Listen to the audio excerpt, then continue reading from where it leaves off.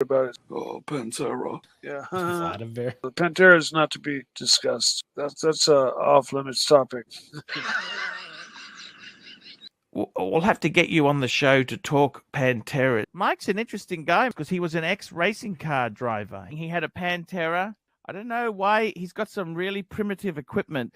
I want to get Mike the Snake on to talk cars. Let's just see if we can hear him. Oh, it's terrible static, Mike. I sent you an email, Archie. Day and night I get these emails. This is the guy who had the Pantera. Mike the Snake. Mike the Snake. Mike the Snake. You had a Pantera, didn't you? What is that?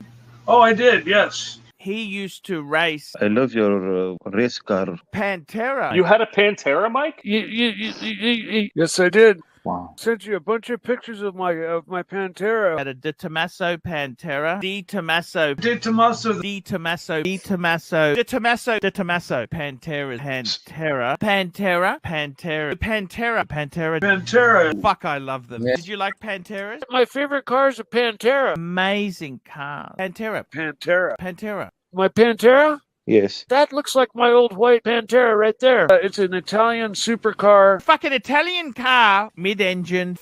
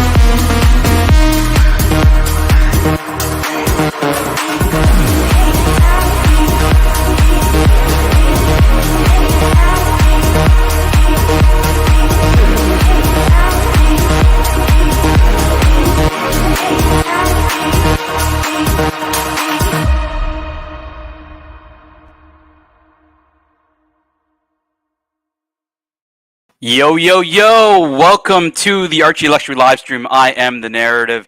This is the Archie main show. Archie Luxury is actually traveling from China back to Australia. He was saying yesterday we weren't going to have a show, and I was like, fuck that, man. Like, just because you're not here does not mean we can't have fun. So we're going to obviously, invite everybody to join the panel. We're going to do all kinds of talk, whatever you guys want. We can do watch talk. Obviously, the comedy boys can hop on, and we got loads of drama as always. But let's start the show by getting into the chat. We got our good friend Neo in the chat. Played that little OC clip for you there, Neo. You got Whiskey Reaper. I see you, Whiskey Reaper, liking the thumbnail. Thank you so much. We got Ryan Hoffrey in the chat. Good to see you, Ryan. Acquired Taste in the chat. 521 Taipei, a longtime viewer. Nice to see you. LA Methwitch in the chat as well. When you see it, NATO. We've got Lucas P who says there's no overtime available for Lexi. Yeah, I don't know what was going on, man. Like Archie was saying yesterday, we're not going to do a main show or something like that. I'm like, why didn't you just call Lux and pay him to do a show? But apparently he doesn't want to do that. So, I guess we can have our own fun when he's away. Archerski knows what's up. It's Pee Wee's Playhouse. Let's enjoy it. We got my good friend Logan Hall in the chat. The Legend of the Pantera lives on. Yeah, man, sorry I didn't run the full Pantera video. I needed something to wake me up. I need some of that music. And honestly, Mookie's clips have some of the most banger music too. So, it's also like I was thinking about it when I was listening to the clip. I'm like, man, Mookie could just make like a, just a digital sound, like a soundtrack, and then people would still like it. So yeah, Lucas P obviously identifying that it was OC on ice. We got Britboy Brisbane in the chat. We got Billy Jeans here, and we got Perfect Dark. Nice to see you guys.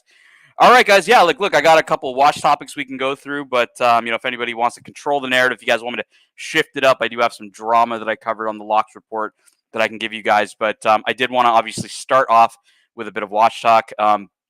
I do have up on the screen probably the most boring watch people will say sometimes in the Rolex lineup is the Rolex Explorer, or what people call the Explorer 1, because naturally there's an Explorer 2. And I wanted to go through a bit of like the evolution of the Explorer, kind of show you guys what the Explorer originally started out like, what it kind of looks like, how Rolex has had variations over the years. I had a really, really good chat with we got hey America, how's it going? Nice to see you. We got GMT in the house and Watch Collector UK. Nice to see you guys. I wanted to go through, on the Explorer side. Like I had a great chat earlier today on the Colony. Kind of talking about the evolution of watches. And Gorilla Time was saying, like vintage Rolex, a lot of them are piece uniques or could be piece uniques in the sense that like Rolex didn't have the consistency in manufacturing that they do today in their watches. Where you're most watches, or you would expect your ceramic Submariner to be looking like the regular ceramic Submariner it looks like today in 10 years, 15 years, because Rolex is manufacturing them in a certain way that they don't age, that they all kind of look the same. Whereas in the past, I mean, they had a lot more variation, in their part suppliers, in, how they got their watches, put together, and then also like how those watches aged over time. So I'm going to cover that today in a bit of watch talk. We got a first super sticker of the day. Support from America 5811 from the Watch Colony. Definitely check those guys out. $3 a super sticker. Thank you so much, America. I'm soloing it right now, so I can't go see the super sticker what it is, but I appreciate it. So America says upvoted. Appreciate that. All right, so let's start at the very, very beginning. So the Rolex Explorer, one of the watches with probably I'd say from Rolex's perspective, one of the I'm not gonna say shady, but questionable histories out there, right? The Rolex Explorer, the watch that conquered Everest. Well, not really, right? We all know the story that Stradman Hillary and Tenzing Norgay did not actually wear the Rolex Explorer up to Everest. It was either on a bag, or it was with them, but it wasn't worn on the wrist. That was a different watch. I believe that was a Smith's piece that went up to Everest. So this is what we call the pre-Explorer. This was the actual watch that was provided to Sir Edmund Hillary and Tenzing Norgay. I believe it's a 6098. It could be wrong. 6098. Yep. And you can see here, this watch was issued to the Everest expedition. 36 mil. Now this watch was considered a bubble back. Okay, so they write here that the watch is part of the bubble back series and whatnot. So for those familiar with bubble back watches, this is what the Explorer was. This was the first iteration of the Explorer. This is what the piece that Rolex was providing to Sir Edmund Hillary, Tenzing Norgay, and the expedition going up to Everest. This is on the screen. So what I like to always analyze when I look at like vintage Rolex and kind of these origin stories is I try to look for the DNA, right? Like where's the Rolex DNA in what I see in the past and what's actually been created in the past. Just want to say hi to a few people. We got my good friend Russ in the chat. Nice to see you, Russ. Andreas, Serdi, Danny in the chat. Sorry, Danny, I'll look in that one. 5513 _ I'll definitely pull that up. But for me, when I look at Rolex, we really like. I try to look for I like to look for the DNA, right? Like I really feel that the Cellini line, for example, has failed in recent times because Rolex has deviated from their DNA. The Cellini line dress watch, like didn't necessarily look like any other Rolex.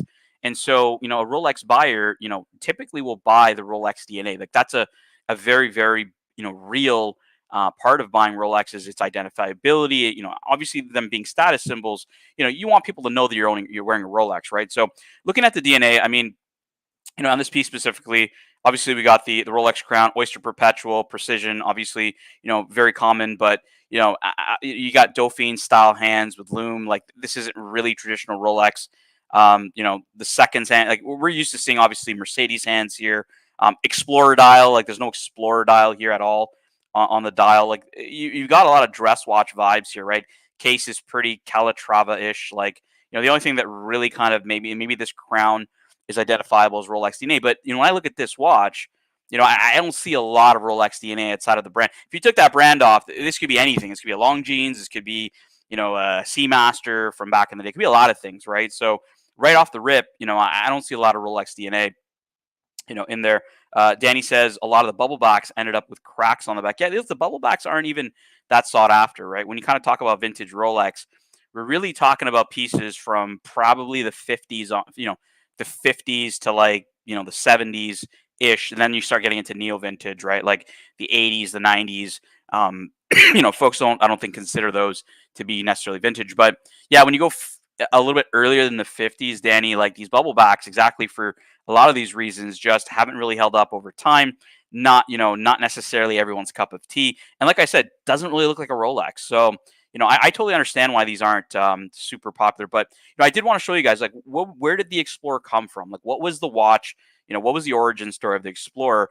And, kind of looking at it, it doesn't really look like an Explorer to me. So let's go to the next piece in the Explorer lineup. So this is what is called the pre-Explorer, because there's no Explorer on the dial. But we're going to get into now the Explorer lineup, the 6298. So this is from 1953. And, we start to obviously see a bit of difference in the DNA here. So again, now we're in the Explorer group. We have Explorer on the dial, self-winding, no superlative chronometer. So, you can kind of see highlights of like, where Tudor has the self-winding, when they have the smiley face self-winding. Like you see a bit of that vibe from, some of the more modern watches we see today. But again, looking at this piece, I mean, yeah, like look, bracelet wise, like compared to, this on a, either a strap, or I don't know what kind of a strap this is specifically, to a bracelet, we're starting to see a bit of Rolex DNA in the bracelet. The case is starting to look more, more Datejust centric, more oyster centric. Obviously it is an oyster perpetual. Precision on the dial, obviously. And now we're starting to see here. Now, if we look at the Explorer dial, right, like we're used to 369 on the Explorer dial. Here on this first edition called Explorer, or the Explorer era, like you got a 12 here at 12 o'clock. Again, hands are still not really the Rolex Mercedes hands against the small seconds, not the lollipops that we're used to seeing, right? So, but we're starting to see the evolution of the Explorer move from completely not really looking like an Explorer, at least not what we identify as an Explorer today, to, a bit more closer to what we're getting at. Okay. So, kind of think in your mind, like in the next era and the next watch I'm going to show, when I talked about at the start of the show was the variability when it comes to vintage Rolex, like different dials, the way the dials have aged over time. I mean, that all is a start point from the fact that Rolex was inconsistent in parts and inconsistent in, the suppliers they were getting, specifically for those watches. What's up, Marcelo? How you doing? Marcelo time all the time. Can you hear me, Marcelo?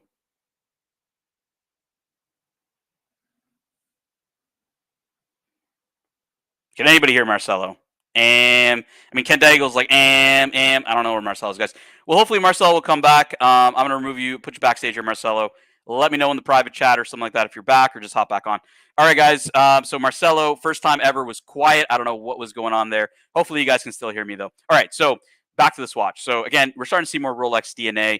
But, again, this is not really the traditional Explorer dial. Obviously, 1236 is not necessarily the Explorer dial that we're used to. So now we're moving into the 6150, 6350 era. I think Marcelo's trying to hop back on. Is this the working Marcelo or no audio Marcelo? There you go. The right one with audio. Is better now? Is a better now. Okay. We're doing some Explorer talk, Marcel. You like Explorers? Like the most boring Rolex, because I covered some drama about being boring, so I thought I'd cover the most boring Rolex of them all. It's the only one that I don't have of Rolex. No, actually I do. My mommy have it. She have the Explorer one. So America is saying he loves the Dauphine hands on this piece. We got apes in the chat. And people are asking for the Hebrew hammer. We got Mike the Snake joining us. Mikey, you ready to do some watch talk with me, my man? I'm down like a clown. Let's go. So, Mikey, I'm covering the Rolex Explorer, what people call the most boring sports Rolex out there. I disagree. I'm going through kind of the evolution of the Explorer over time. I showed the Sir Edmund Hillary edition, or the pre-Explorer, because there was no Explorer on the dial. Version that went up with Sir Edmund Hillary to Everest. This is the first. That's the first version there. This is the first version. They call it a pre-Explorer because there's no Explorer on the dial. Yeah. Okay. But this is, and again, I'm trying to get everybody to kind of look at the DNA of the watch. Like, Sure. No, I watched from this watch after this watch and for the last few minutes, and found it highly interesting. So please continue where you left off. all right, we are getting into when we're starting to see an Explorer being created by Rolex that we would probably more closely identify as an Explorer. But in this era, you're going to see a lot of variance in terms of like parts being used on the Explorer. So, kind of look at this screen here. This watch 12369. This is the albino, right? This is not the albino. No, this is not the albino necessarily. No, I'll pull up an albino a little later. So let's get into the 6150, 6350 era. So comparing this to the previous watch, again, that 12 o'clock, that Arabic numeral 12 is now gone. It's replaced with a lume triangle. Lume dot. Yeah, lume triangle essentially at 12. You got your 369 that's now looking traditional. Explorer dial would call it. Obviously, Explorer on the dial. Rolex Oyster Perpetual. Here's the interesting thing, Mike. Now you've got a set of Mercedes hands, right? You got a Mercedes first version with the Mercedes hands and the lollipop second hand. Mm-hmm.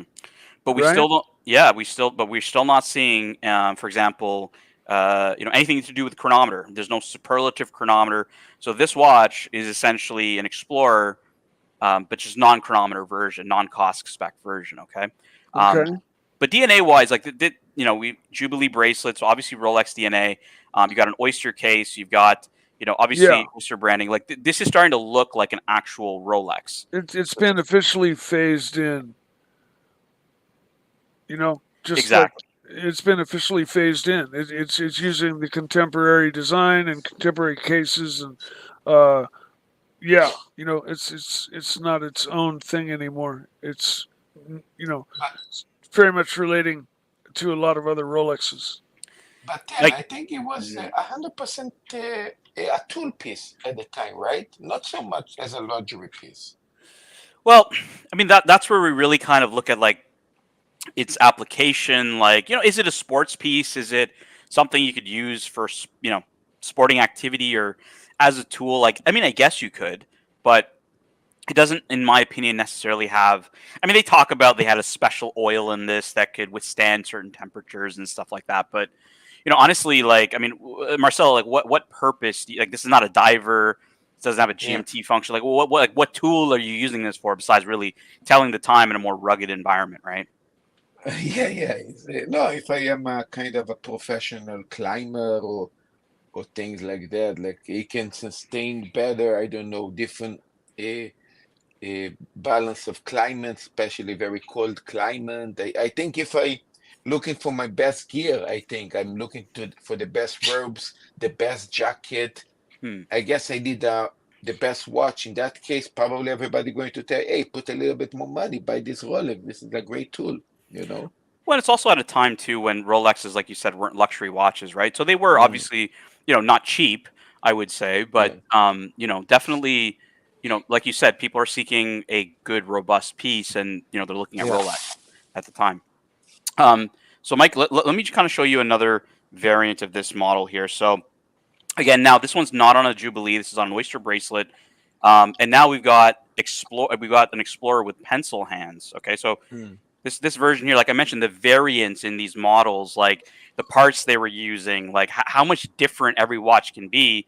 And you got to watch here with Mercedes hands. Now, even look at the lollipop seconds, right? Even look at the lollipop seconds, completely different.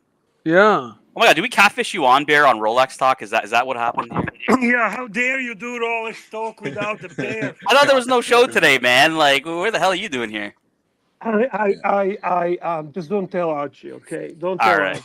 No problem. Hey, Ben, also, thank you so much for yesterday. Oh, you're welcome. You're welcome. The previous reference, if you go back to that previous reference, that's a 6150, right? This one is a 6150 here. Right. Yeah. Would you consider that to be the official predecessor of the Explorer? Would you say this is when we actually see the Explorer start, the beginning? Everybody kind of thinks of the 1016, but looking at this piece and looking at its DNA, like it definitely for me shows kind of the origin of the Explorer. Because if you look at the previous ones, Bear, like I mean, kind of like you see some of it. You kind of see some of it, but here's where you're really getting into like Mercedes hands. You've got the Explorer dial, like The reason I'm asking you is because majority of the Rolex collectors, Rolex fanatics, do not accept this as a true Explorer. Yeah, they start at the 1016. Is that what they do? That's right. Yeah, and it's funny because I was talking to Jin earlier, and I think he would adhere to the same viewpoint of the 1016. But like looking at this watch, guys, I mean, everybody's on the panel can see, like, I mean, does this look like an? I'll pull up an Explorer. I'll pull up the Explorer, the modern Explorer here for you guys. I mean, Dan, what year this watch came out? I think it's 1955, 53 to 55. That's right, 53. Oh, okay. This is important that you said that, because at that time we already have the GMT, of course, the Pepsi, and of course we have already the sub at that time. If I were thinking as a very robust tool watch for me to do even this climbing thing, I definitely would go or to the sub or probably the GMT, because the GMT gave me a 24 hours functionality plus a date.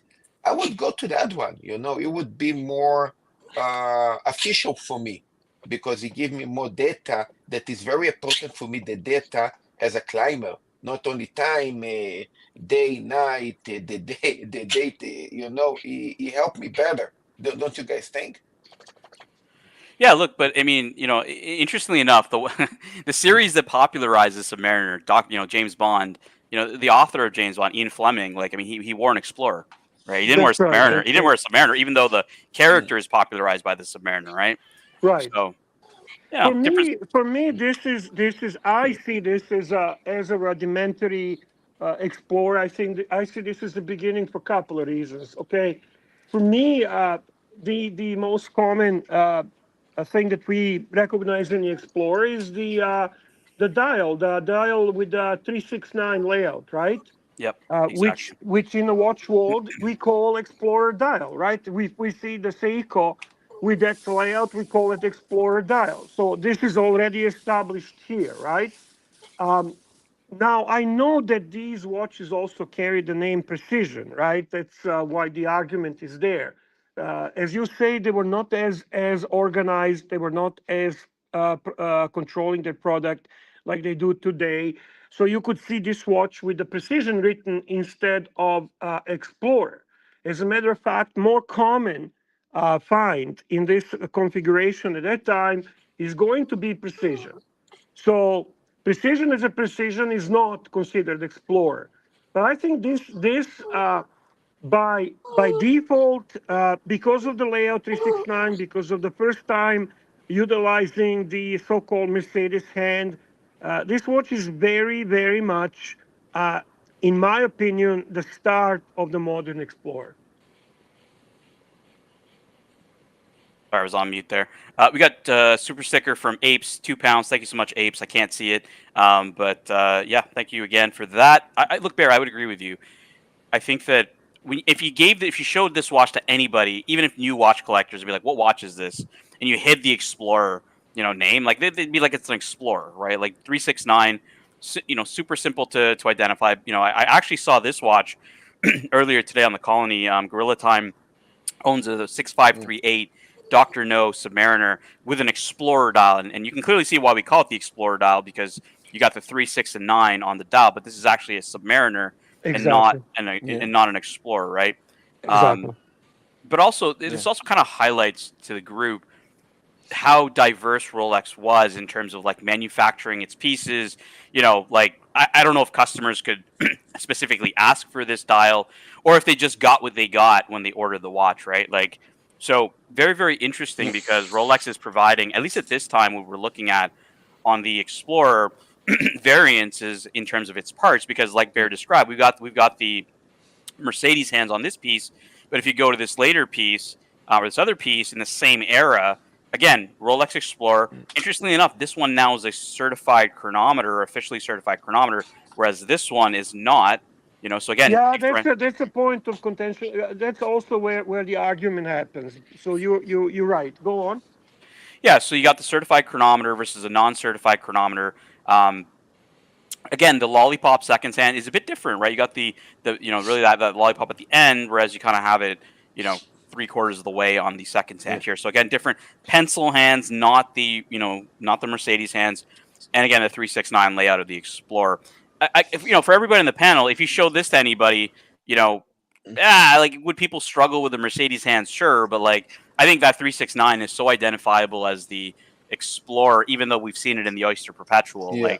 I still think it's the Explorer dial. Yes, agreed. Yeah. But, Go ahead, Marcelo.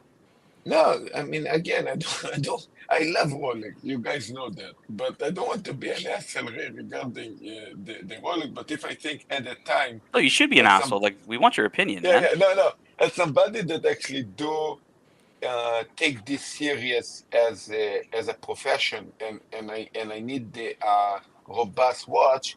Rolex already have at the time two very very robust watches, maybe even more robust than this. I still don't understand why the hell are going to take this watch in case Rolex sponsor me and demand me to wear this specific watch. I will go, like I said before, I will go even to the GMT.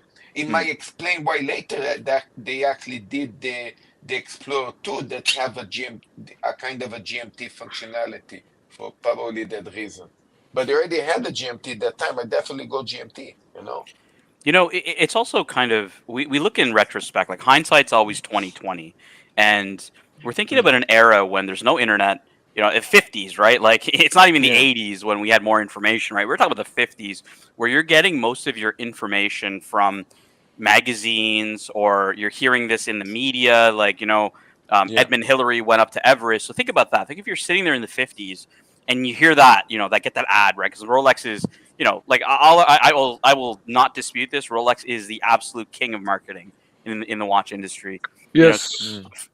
For a brand that's so strong in marketing that you're getting the signal to you, Marcelo, saying this watch can conquer Everest, right? That's a powerful statement to somebody in the 50s, I would say. And I think too. Don't you think that as an explorer that you just would want, this would be another tool in your bag of tricks, right? So you just would want a nice, basic, simple watch that had good water resistance and was just simple and easy to read, and perfect for anywhere, in a cave, climbing Mount Everest, hiking through the forest.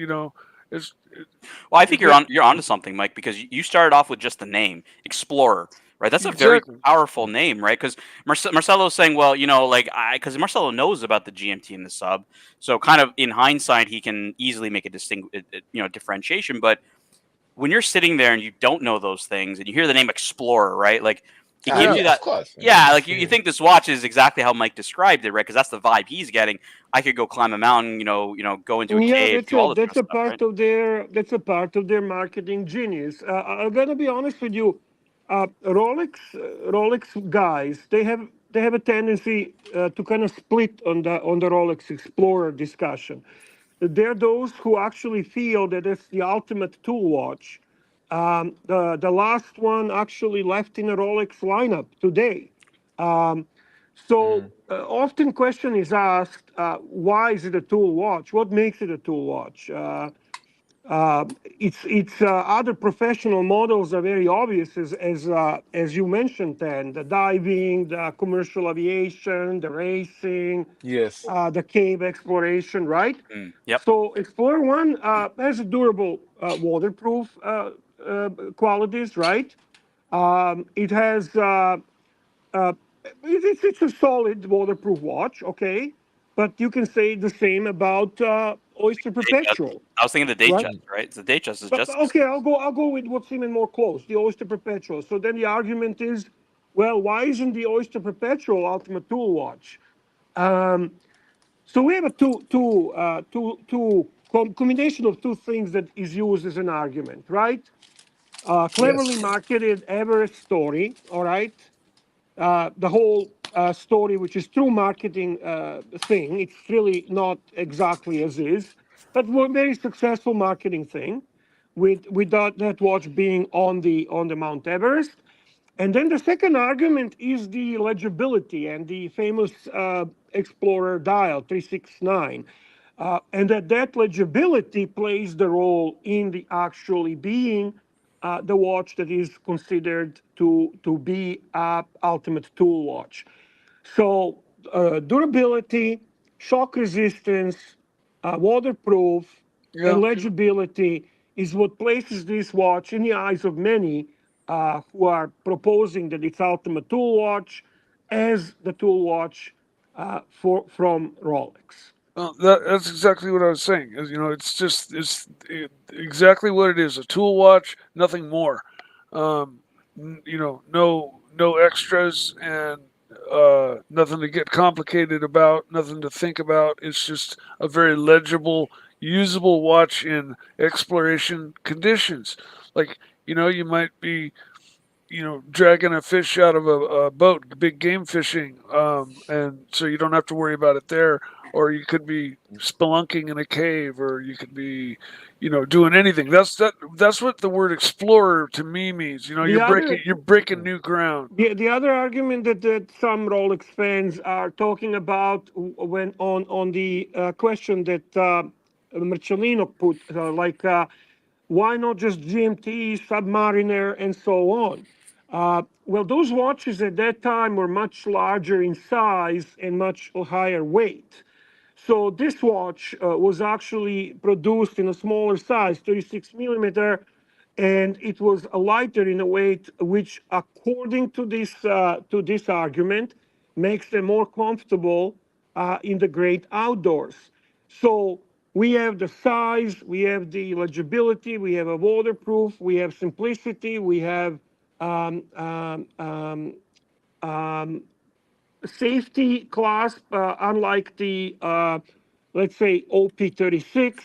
So there you go. Those are the factors that contribute to that school of thought that this is the ultimate Rolex tool watch. All right, we got £2 from ABC. Thank you so much, ABC. Who says, "Did Hillary really climb Mount Everest?" Hashtag studio in Alaska. I don't know what he's referring to. There is I think that when you get to the final, like, you know, the final ascent, like there is a pass or something called the Hillary Pass or something like that. I know because I watched like some people climbing it at one point in time. But yeah, I don't really know ABC. If you want to hop on it, let us know. We can do that. Okay, so we were now. I guess obviously, you know, Bear did point out that there is some contention around where does the Explorer lineup really start from the origin story. I'm of the belief that pre 1016, they're, you know, these all look like Explorers to me. And, you know, chronometer, you know, you got chronometers, you've got ones with Mercedes hands, like these look like Explorers to me. Now let's get into the 1016 Explorer. So you know, Tan, that we are minority when it comes to that. Yeah, rule, yeah. Look, right? so here's the other 6610. This is an interesting one because you can see here in this is actually written in red. This is not in pink. It seems like it's faded into pink. You got 50 meters, so it's a meters first dial. You've got you know, obviously Explorer now above. So here on the previous model, you know, you have Yeah. Explorer above. The, You know, you got Explorer the, below. Like you're seeing the all this. Rolex have a lot of history with this red What is this dial text. made of? Is this a special dial, or is it just decayed? No, I don't think it's a special dial, Mike. It's If just when you zoomed up, it looked almost like road pavement. it's just how the dial's aged, right? Whether Okay, that's yeah, no whether worries. that's damage on the dial and whatnot. But Yeah. No, also, this thing, the patina, I think is what people would kill for. Is a patina like this. the Hillary step. Thank you, Dirk. Go ahead, Marcelo. And also, the red text is so important with Rolex. This red text you see appearing now here in the Explorer One is appearing in the sub with the red text double red. Yeah, They appear the sea dweller Sea too. Dweller, Red line. and even in the Daytona. That in that case is not that special, but always is riding down Daytona in red. So there is something with the red. Text, Bear 10, what do you guys think? About the red text? Yeah. Well, it's obviously, it signifies some very important historical watches. I don't think they had that in mind when they were actually doing that. It's us that created the whole fan base on that and admiring the Yeah. whole thing. But the only reason they use the red is just to be more visible. That's it. Yeah, because Yeah, it pops. but this is an interesting point, though, guys. Like, it's an Explorer dial with the depth rating on it, right? The depth Yeah. rating's not on the current model of the Explorer. So this is Correct. this is a red text, meters first, 50 meters equals 165 feet. You can see at the bottom, it's a chronometer. Like, Bear, if someone's telling me that, like, if you couldn't look at this dial and not know what this is, like, this looks like a modern, close to a modernish, Explorer 2 or Explorer 1, sorry. Right. Yeah. I agree with you.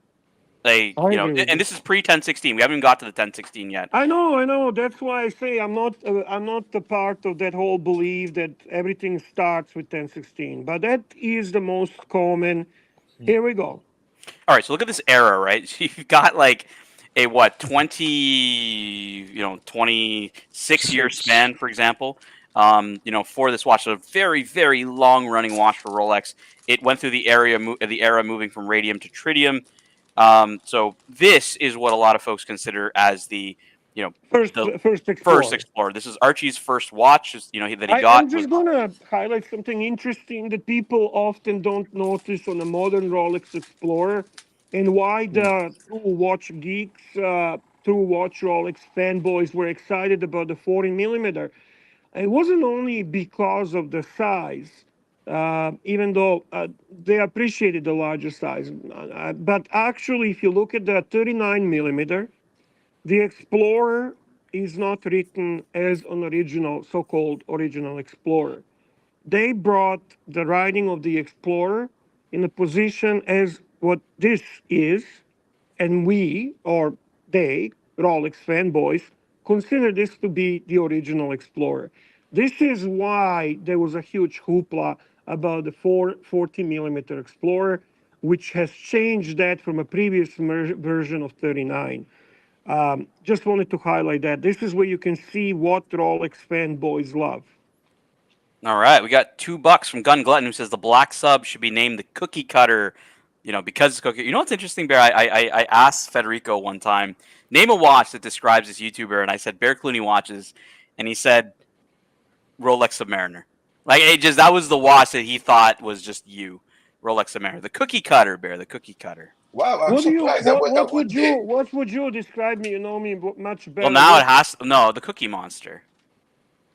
Interesting. I actually was always image Bear. Well, it's because he made up. GMT. It's because he made up that name, the Cookie Monster. Yeah, but you always kind of make fun of me because of Yacht Masters.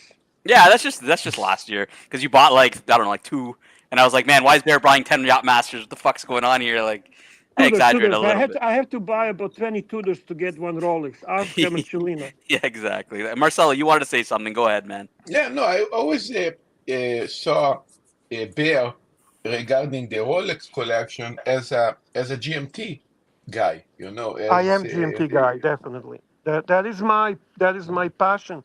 But just like you, I love them all. I genuinely love every single Rolex. That is not bullshit. I really feel like that. So you see, all you need to do, 10, is talk Rolex, and I will appear on stream. Yeah, I figured. This is also a gilt dial, so for those that don't know what that means, it's the gilt text. The color of the text has a bit of a goldish color. But yeah, this is a 1016 Explorer. This was Archie's first watch. People made fun of him, when he bought this watch. They said, "Well, why it's so cheap? It doesn't have a date and whatnot." But yeah, he loves this watch. It was stolen by the Chicago mob. Curly's on the case to try to get it back, but it's not. It's looking bleak, Bear. It's looking bleak. We've got a big super chat from Mr. GMT, $20. Thank you so much, Mr. GMT. Loving the Rolex watch talk. Stay sexy, boys. Thank you, Mr. GMT. Good to see you. Jump on. You GMT. are Rolex fanboy. GMT, I actually thought of doing this Explorer segment because we were talking about boring, right? Like, boring panelists and this and that. I do want to comment. Okay. Well, hold on. Maybe we got that segment later, Bear. We got that too. No, but I want to comment something. Fuck me, Dad. I use the fuck face. Everyone uses it. I do the boring shtick with Curly. Everyone uses it. like I'm a trendsetter, man. I'm a trendsetter. But yes, you're right. You're right. Yeah, so GMT Bear is basically saying that was his troll to say you're boring, and that was his like zinger, right? Now everybody uses it. But look, I was like, look, everyone says the Explorer is a boring watch, and I was like, let's kind of dive into it. Let's have a look, see at like how all these variations were there in the Explorer. Like to me, that previous Explorer with the depth rating in it, like was super cool. Like because this is not a current layout. Like Mike said, everybody's hot on the red text and whatnot, but So again, cool. yeah, Look, Ten, every freehand watch going to be a boring watch. Yeah, you can have that argument exactly. It's not easy for a three-hander to be so fucking exciting. It's definitely not going to be like complication watches, but this is not boring. This design is timeless. 10, bring my comment up. All right, so we got 30 Danny. All right, so I'd say Bear is a GMT left-hand drive because you either love him or hate him. There you go, Danny. Danny, you could have hopped on and done it yourself, bro. But look, Danny did bring up a watch. He asked me what did I think of the underline Submariner. Fuck this site, man. All right, so underline again. What he's referring to is this underline under the Submariner. Another variation that you don't see, and obviously a gilt dial as well. Ghost insert on the bezel insert. Pretty cool watch, Danny. I like the underline, but it's just like all it is this, right? It's just is this worth the extra money to everybody? For some people it is, some people it isn't. I think this is a nice looking watch, but I wouldn't be going bonkers for it myself. Yeah. Nice. Good point. Yeah, well, it was, of course, crisp black bezel, white indices. I mean, it was pretty black and white watch. Now it's basically already a patina piece, right? What we see here. Yeah, exactly. And look, Marcelo, not all patina. You got to be very careful with patina, right? Because they, people paint hands to match the loom plots. Like you got to be super careful, with relooms or painting the colors because that's just going to destroy the value of the dial. In vintage Rolex, the dial is everything. Not all, but majority of the money's in the dial. So you want to make sure that that's as original as possible, and you want to ask a lot of questions. If you're buying vintage Rolex, you want to ask questions. Are the hands original? Is the dial original? Is the insert original? Sometimes the inserts aren't original. They have service inserts, so you may want to get a period correct insert. The bracelet, of course, but I can be a liar because I want to sell as much. You can. Well, look, you gotta also either know what you're doing when it comes to understanding what you're buying, or like I said, I always recommend. I'll pull up a website that I recommend for people to go to. Tropical Watch. This is Jacek. He's been in the game. He's been in the vintage game. He's like the David SW of the vintage game. He's been in it forever. He's always got great pieces, and in his pieces, he'll I'll just pull up this one for example. He'll be very descriptive of the dial. Saying that the loom is aged to a warm sandy hue and the hands match perfectly. All the loom grows brightly when exposed to UV, then falls off. Basically saying that it looks correct. He'll be very specific around like what's correct and what's not. He writes here like this is correct for this series of dial. Like you got to go to the right people. You go to the right people. That's your first step. You'll be able to have a bit more confidence in the. It's not as frightening as people think it is. Is what I'm trying to say. You just have to purchase from the right people, and you're gonna have to pay a little more. It's like buy the seller, basically. What you say, buy the person that you can trust as well. Exactly. Absolutely. We got a member chat from Mark the Shark. Thank you so much for being a member for 15 months. Thoughts on the Tudor Ranger from the panel? I'll pull up a Tudor Ranger. Barry, you can get us going on the Tudor Ranger. Yeah, I'm going to say that's one of the biggest fails in modern Tudor history. I think the dildo hand and the child drawn numbers have definitely destroyed any potential success of this watch. The watch is ugly. It was a great opportunity for them because at that time when it came out, the only option was 36 millimeter Explorer, which was frankly not popular because of its small size. So they had opportunity to put out Exploresque rather watch that would be from a sister brand. That could have been a huge success because of the reasons mentioned. Aesthetically, they have failed. This watch is not moving. This watch sits in a cases. This watch is total fucking dildo disaster. You just kill me with that dildo head. Marcelo, you gotta go on camera if you're gonna fucking go nuts, man.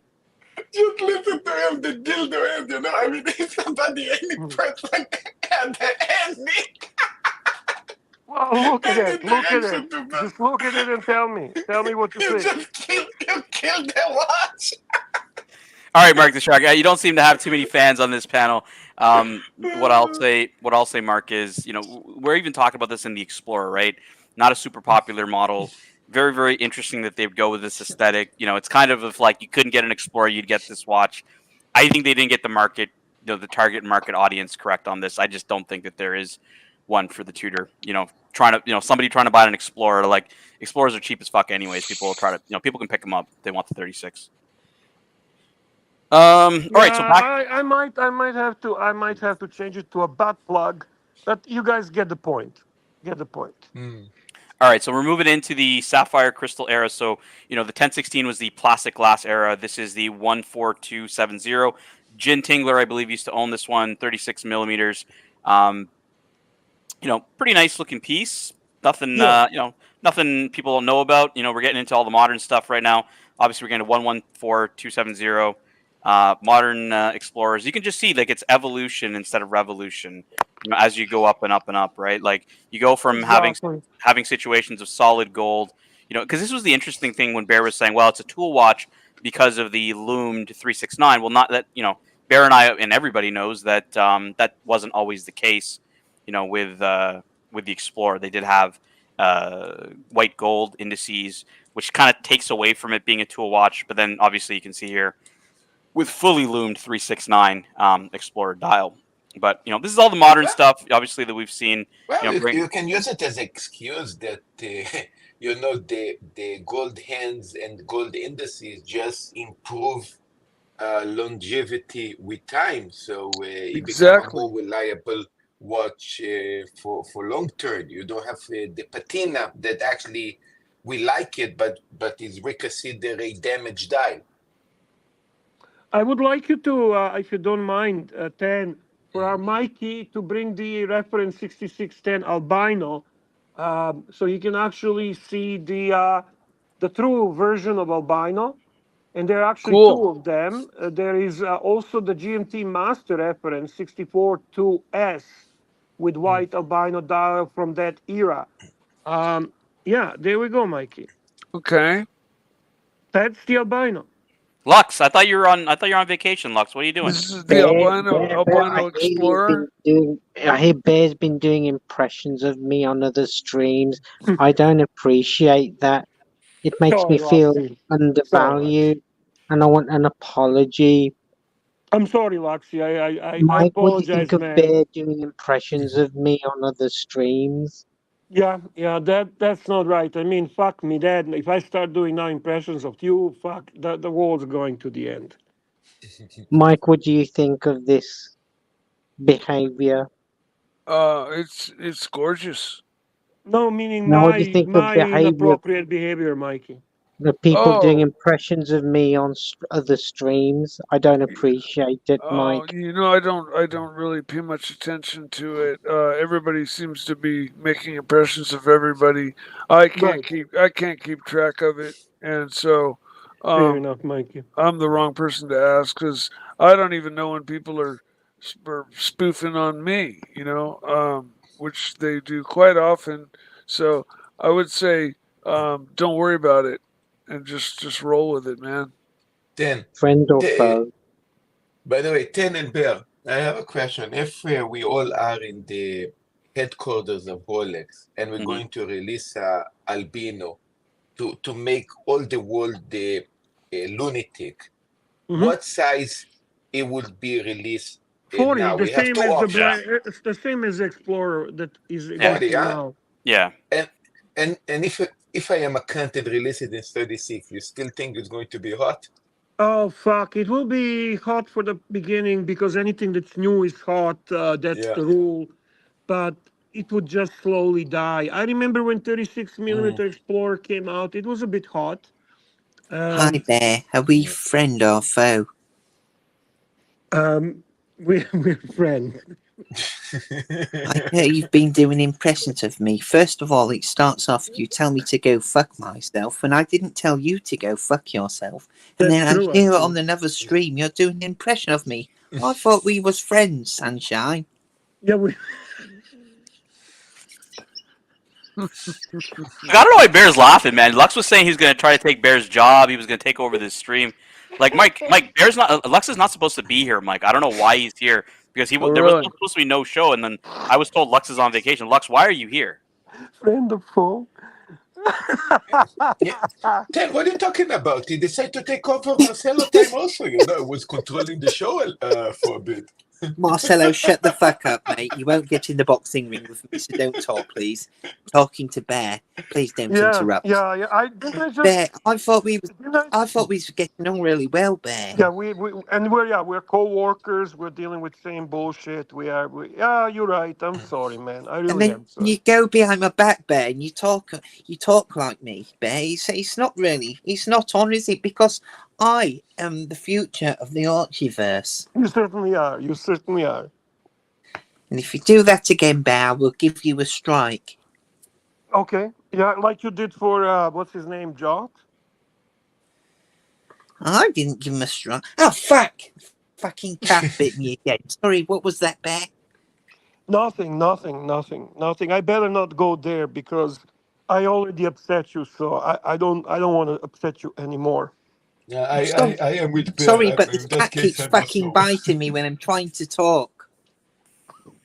Is that fucking Marcelo again? Hey, Marcelo. Yeah. You do know that you have been compensated to purchase the ticket with the idea that you're going to get along with Marcelo, right? Yes, well, I don't know if we'll get along. I don't know if he's friendly. I don't even understand that. Can someone explain that to me? So Ali Reza paid Lux, obviously he was on the panel, and Archie $500 to get Lux there to behave. But like, what if Marcelo doesn't behave? Like, how does Marcelo adhere to that agreement? Well, it's not. Marcelo is not part of the agreement. It's only Archie and Luxy. Anyway, I've got to go now. I've got to go.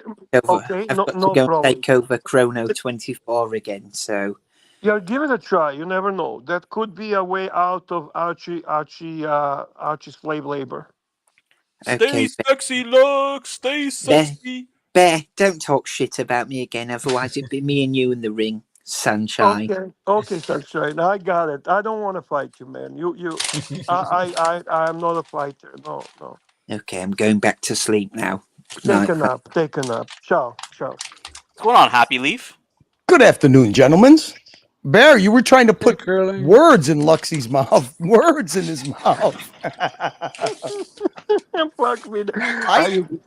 I got kind of the lowdown on I think what Ali Reza was trying to do.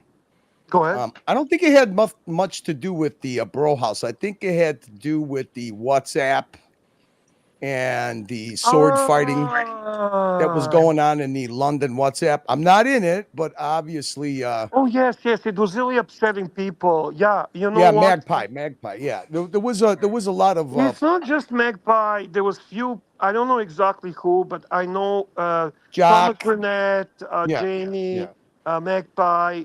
They were they had enough, and Archie and our Archie little bird and brain, Marcelo were kind of going our at little each other. brain friend here seemed to not understand that drama on the stream is okay, but that WhatsApp was it's supposed to be drama free. He's got a it's a direct specific WhatsApp group. to Archie.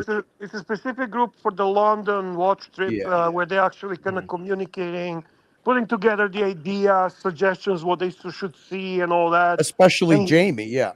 By the way, Bear is two groups. It's two London groups. Yeah, I'm in both groups. There is a Marcelo London watch group, and there is a London watch group. Yeah, you had to start your own, huh, Marcelo? Is that? what the deal is? Yo, I spam all of them. I send all of those groups to Locks Report every day. I don't give a fuck. I just spam them anyways. Yeah, Lux Report. That's not spamming. Lux Report is a well, that's service. actually a good thing. You know, Yeah. the rest of the stuff, this Marcelo trying to. What would you think you were trying to do, Marcelo? I got the feeling. The question is why I opened my own London trip. No, I got the feeling WhatsApp. that you were trying to get momentum going on your side by playing the victim of Archie's personal attacks, while you were the archangel, completely clean, not starting any shit. I mean, it's basically defeat. I was reacting to but Marcelo, that's not the platform to do it on. That wasn't set up for that. Then you went and started the second one, and that's actually not set up for that. You could do your drama, just do it on the air. But these guys, it makes it uncomfortable when you and him are I understand. slandering each other with I personal didn't attacks. understood that before. I understood that late after. Yeah. I think it was a misunderstanding with me and Archie, I guess. And I decided to stop it, and I guess he decided to stop. So it Ali after he figured got that. paid. Ali figured that the point of contention was the way that these guys are throwing, insults at each other on who's fundraising better than the other. So Ali just said, you know what? Seems like the last puzzle that everybody's arguing about is Lux trying to raise funds to go. So he backfilled what was remaining for Lux to get a ticket, and that was it. The funniest moment to me was that when Archie was asked how much money is missing, how much money you need to get this done, the ticket. Even though it was 500, Archie starts with the 600. Oh yeah, he's got to wet his beak. He's got to wet. Well, to be fair to Archie, I think he was talking in Australian dollars because Nelson Oliveira had already contributed in Canadian dollars, converted to Australia. So what had ended up happening? Yeah, so Nelson contributed and JBJB. Yes, you're right. Yeah. Yeah. And what ended up, and JBJB was in euros. So what ended up happening was what Ali did, 500 American dollars converts over to nearly 750 Australian. But you know what I mean? Marcelo, let me grab the super chat real quick. We've got £2 Sam Davison who says Danny is funny as fuck. And actually, we've almost got to the 3 pillars. I did the watch talk, Danny did the comedy, and we are definitely talking some drama. But Curly, what I find just interesting, almost even gaslighting, because we've paid the $500. Archie and Lux now really have to behave, but Marcelo doesn't. And for a fact, Marcelo is going to antagonize the shit out of them, so they break whatever agreement they have with other wrestlers. I think interrupt, but Marcelo, you couldn't even comprehend what the fuck Ali was even saying. So relax, Marcelo. I'll throw you the fuck off this panel because you did this all night last night. Shut the fuck up and listen to what Ali said. Ali actually is starting to come on your channel. He was the guy who kept dumping you because he couldn't listen to you because you got humanized. Now relax. I know. What Ali said was that this war in the WhatsApp where other guys are basically trying to coordinate challenges. Jamie is telling guys that he's having food and drinks delivered to the bro house, trying to have an itinerary. Okay. And in the meantime, you got fucking Manchild and Penis Head over here just going buck wild with, who's screenshotting super chats and sending it to the other guy, personal insults. And Magpie basically, said he had enough. And, they had an exchange with Archie. The only time I've ever seen Magpie come on a channel on a stream and be a little bit of combative was, remember, Bear, when he came on the dungeon for the first time and you guys went at it a little bit, but then it got solved at the end and you guys were cordial. Other than that, Magpie's the most chilled person. And he said, you know what? These people are not used to this drama in the WhatsApps. It's not their shtick. They don't like Thomas Burnett, Magpie, they are like, there was some ugly shit in there, and Ali just said, look, guys, you could do it on the you know, nobody's asking you to you know, you could do it on the streams to drum up Personally, drama. Curly, I thought it was hilarious. I was laughing, but I'm a freak. Okay, let me say one thing. Yesterday, I decided I'm not going to say bad things or troll Archie and Lux. And then Lux actually jumped on my show, you know, and he played like somebody, like he have keys or something. He jump on, he interrupt in the middle, and then he leave. And what is even more hilarious and funny that before he opened the show, I closed my show and I send them a message. You know, people coming from my channel to your show. And also, of course, he didn't comment on that as well. So I'm playing alone, the good boy. It seems that Lux, even so that he got the money to go to London, and when I mentioned got the money, he said that he will behave. He said thank you, and I will behave, and it seems he doesn't. So this is what happened in less than 1 day. So Well, here we go. Like I said, what are you letting it bother you for? Like, you guys are going to be in the same house. What difference does it make? Now, what Hey, is this Curly, behave thing? you know who really pulls the best out of what's his name, Marcelo, on a stream? I was watching yesterday. Uzi jumped on. Hey, Um, Cully. he's Who really. the fuck is this fucking penis mongoloid motherfucker? Marcelo, you gotta learn to shut your fucking mouth, you fucking mongoloid motherfucker. Hey, what is it? The day is it your day off at the piano bar at the strip joint or what? What happened? Yo, Danny? let me get the super chat for You got a day off at the piano bar? You got a day off, Cully. Ryan Hoffrey, $2. Danny, you're S tier. Dreaming about George watches. Thanks so much, Ryan. We appreciate that. Look, Uzi is a great panelist with Marcelo. He calms him down and he gives him a guidance and he asks right questions. Hey, Bear, Marcelo's a fucking mongoloid. He's a fucking walking penis head, motherfucker. Curly sounds like his wizard. Curly sounds like his wizard. That's more like wizard. What actor does Uzi sound like to you? The voice. I don't know. You said yesterday, Curly. He doesn't sound like Kevin Costner to you? Yes. Yeah, he's got that calming. He speaks really nice, really well. I like Uzi as a panelist. I really do.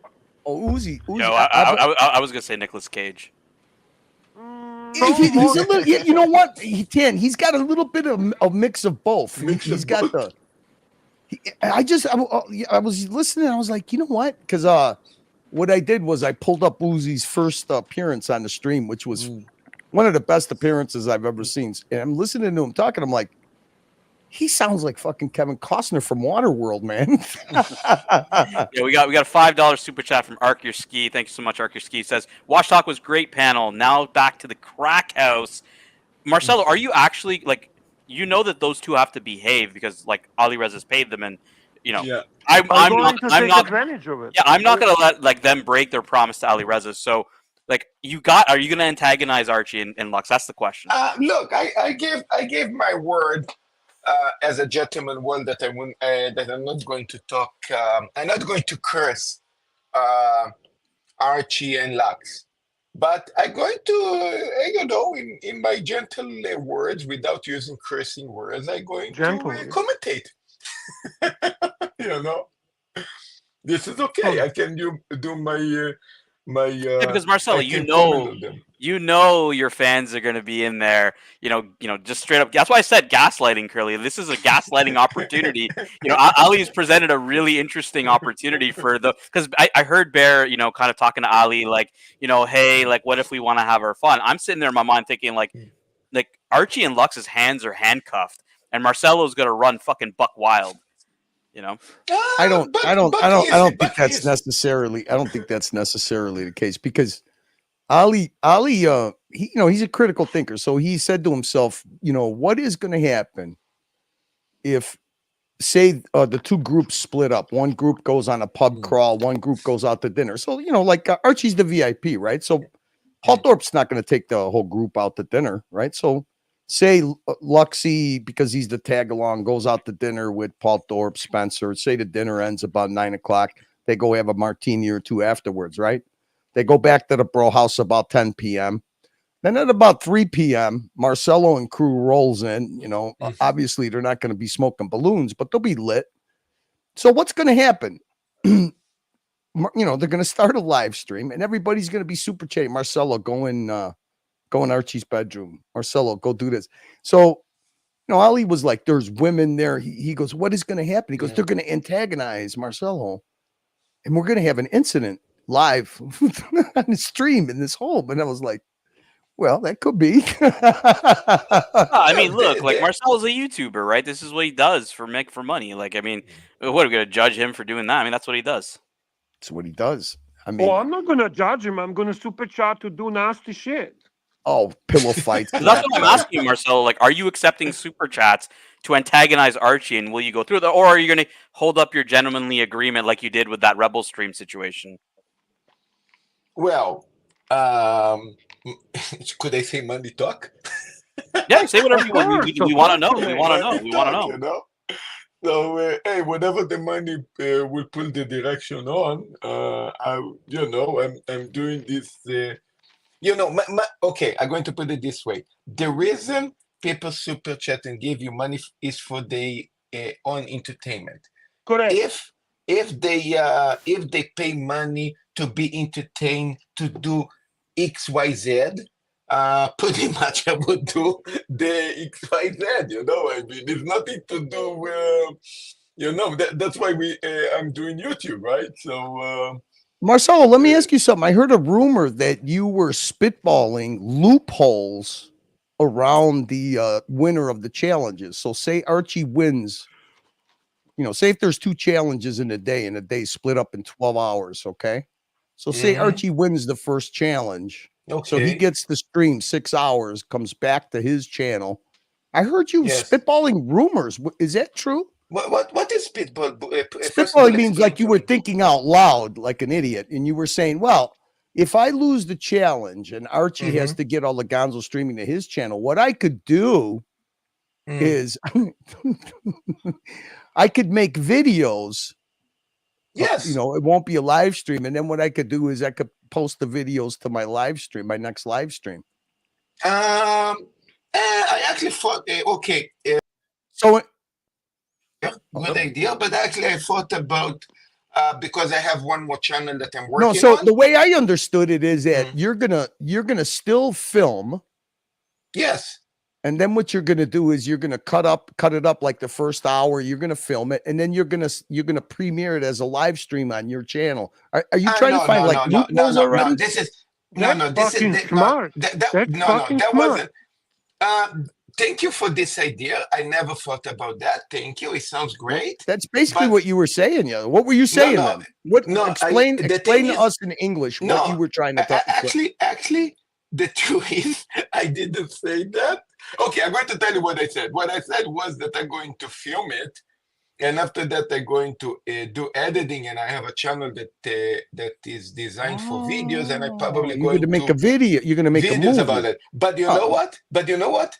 The misunderstanding that you had now actually gave me a brilliant idea. Thank you. This is already on you, and thank you for the idea. I like that. Look, Marcelo, I see that you're gonna make. You have the opportunity. You have the opportunity to make. You have the opportunity to make like really good money out of this. Like, I think you need to monetize this as much. You can make more and just have way more audience attention in this one. You know, and like Curly said, the groups will be split. But think of the times when you're not. You guys are all in the same house, probably late at night when you're showing up. And Jamie's showing up like lit as fuck, and Archie's like sleeping in his room for 3 hours, right? Like, and you got the whole chat egging you on. Like, it's up to you on what you want to do, but like I see that as opportunities. I know, but you know what, man? Curly just came. I'm gonna just say this: I have never. I love that. I love that. I have Curly, never thank been. You. Thank you. I like that. I have never been more. I have never been more enticed to watch Marcelo stream. Than now, with the idea that Archie is sleeping only a few feet away and Marcelo's live streaming. Dude, I am watching that, and I want to see what happens. Curly, I love you, man. That you Well, just no, hey, Marcelo, your misunderstanding just Marcelo, make me something brilliant. Marcelo, Thank you so much, man. Marcelo, you don't even pay attention to what Jamie says. You know that you're going to be there 3 days ahead of when Archie and Lux land. Yes, I know. And you already did the plans, and I already know the schedules of the plans. Yes, I do. And it's gonna be you and Mommy with Jamie and Muhammad Ali. So you're gonna need a pretty good chunk of spending cash before you even leave. That's why I'm doing my but Marcelo, you got a lot of opportunities, Marcelo, to like do some even pre-pranks. Like, people pay you to rub your balls on like Archie's pillowcase or something like that, right? Like, and have him show up the next day, and you can say, "Hey, how's it going?" Tuck him in and stuff like that. It'd be nice and fun, Marcelo. A lot of fun, Cav. But how far is the Palace? How far is the Palace from downtown London? Where he could go and maybe you think he could trigger the Queen's Guard? I know what you wanted to say. No fucking way. I already said I have people that live in England. They told me you're going to be fucked, Marcelo. No way. I knew exactly that you're going to say this. I knew. Marcelo, when you land from the airport, just sleep. Don't even shower. Just go into Archie's bedroom, sleep overnight. Take a shower the next morning. Just leave the aroma in the room, right? And then introduce Archie to his new room when he arrives. No, but how much? Guys, well, exactly. That's exactly it, right? Now you're figuring it out. Because God help you if like Golden Baba is watching, because like you're gonna go on a fucking dare if Golden Baba's watching you on that shit. They're not even going to the bro house till Thursday. They're gonna be staying somewhere else in a hotel somewhere else until Archie and the rest of the group arrive. Yes. So that'll be interesting. I mean, you Marcelo, you got a solid 3.5 days of Gonzo streaming before those guys come there. So you got a nice head start on the festivity. I have a head start. I hope that this is going to provide enough entertainment and income to compensate the spending that happened in the. I mean, the best thing you could do, since you're going to have a head start. I mean, can you imagine Archie landing and you've already got $2,000 or $3,000 worth of super chats already? Wow, that would really. Oh my God! You're just going to have to Gonzo stream, 12, 14 hours a day the whole time until Archie shows up. Because you got, like I said, you're gonna be there. You're gonna be there with Jamie on Monday, right? So what do you say? I'm saying I'm going to try the super chatters. No, Marcelo, you got 3.5, almost 4 days of solo Gonzo streaming without the whole group arriving. Lux and I think Archie and Lux arrived. But don't forget, yes, I like what you said, but also at the same time, of course, Archie and the Lux going to do streamings to try to also make money as much as possible before they are arriving. So I'm not going to be alone. Even so that I'm alone in London for 3 days, I still have the competition back home, But hey, this is all. I don't know how to say. This is okay, right? And by the way, guys, I didn't actually announce this, but for those listening, we do have an after show for you guys. We're actually only going to be going for roughly another 45 minutes, and then we are going to be transferring over to the Mookie channel.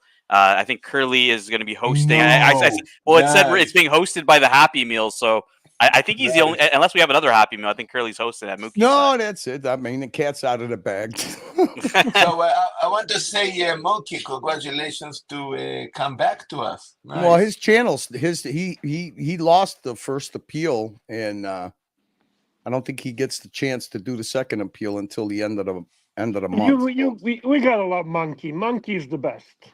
Monkey. We like Monkey.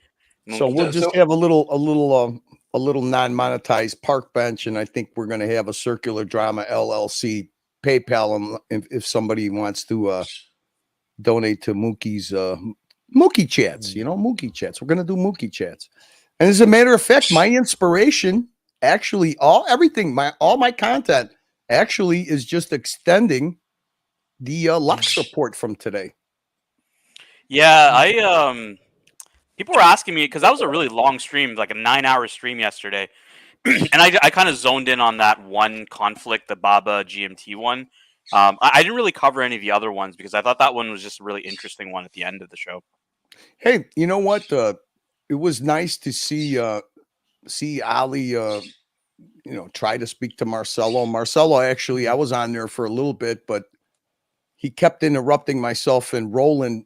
He thought that it was more interesting for him to unmute himself repeatedly and he was having a conversation with a customer about kosher meat. Yeah, I wanted you to hear that. That's why. Hear what? Why in the fuck would we want to hear a stupid fucking conversation of a woman that speaks Japanese and you trying to speak to her in English about kosher meat? I kept muting you because me and Roland were actually talking about something important with Ali. You kept unmuting yourself like an idiot. No. Would you expect anything different? By the way, the phone call came from overseas, came from America, and she was talking English with me, perfect English, actually. Curly, would you expect anything different? Marcelo, we were talking about something completely different, and you keep fucking trying to butt in with the trying to tell this woman. Come on, yeah. I was a cunt. 9 hours. No, later, you're not. It's not. You're yourself. But I mean, when somebody mutes you and you keep unmuting yourself for 3 times because you want us to eavesdrop on a call that has nothing to do with the show or anything. You're right. Plus, the only voice we could hear is you trying to explain to her that the difference between kosher meat and your fucking meat. You're right. And listen, usually it doesn't happen in the first 5 hours. So I promise that I always will behave the first 5 hours. What happened 5 hours later? Whatever. I mean, I think Marcelo. I mean, when a guy like Ali comes on your channel, a guy that used to drop you at the minute you started talking on JJ's channel, he super chat $100 to drop you. He's trying to tell you that he's actually a fan now because somehow or another he feels I humanized you because he views you as a chef, and then you drove him so fucking crazy that after I left, he jumped on and started yelling at you. There are two people. I've never heard Ali swear before. Then there are two people that made Marcelo popular. There are two people, and I'm going to tell you straightforward who that is. That's Stan for bringing him back, and Surly Danny with his marshmallow. There's no question about it. Yes. Man, Danny was so happy that he had like free reign on Marcelo in the Archieverse, because he had to like pop on every once in a while on Tim's show, but in the Archieverse he's like fucking do that shtick all day long. No, by the way, Danny literally was Marcelo in the Archieverse. Yeah, no, you guys don't know. Exactly, I mean, he was the only one that Exactly. was keeping. He was the only one that was keeping me alive in the Archieverse during the last 2 years. I think when I wasn't around. So yeah, And he was easier. He was also easier to understand. He was also capable. He was capable to be quiet and listen. He was a actually ideal version of Marcelo. Yeah. Thank you. Man, I just love to see a picture of like Marcelo and Marshmallow together in London. Danny, you gotta make it happen, Danny. Come on, man. Do you know what? I want to go. It's timing. It's being. Lux, you tell Archie to not hug me at Bangkok airport. Why you be kind to me? Marcelo, you come on the show and you just fucking derail it. What the boy got crazy. Tabacha, shut up. Can you shut that fucking bird up, Marcelo? Yeah. And Your mouth. you come to my channel and you start to wrecking the whole show. I give you keys, you fuck up my channel. You can't. Marcelo, I tried to. Marcelo, are you home? Are you home? Yeah, of course. What happened? Show Tanzil. You do a finger trick, Marcelo. Do finger trick. You're good. Do that Give me finger a thing, mouse. Marcelo. You like legs massage? Legs massage, yeah. Marcelo, show the audience. Show Tanzil the live streaming rig that you plan to bring to London.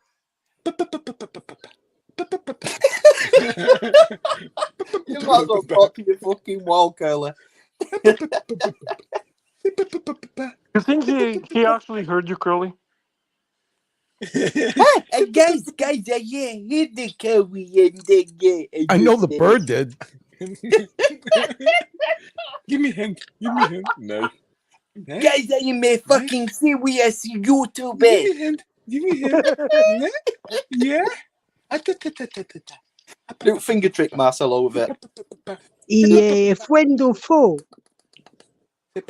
Marcelo, I've told you enough times. You don't respect me. You come on my show and you just give me shit all the time. You come to my channel and you start doing.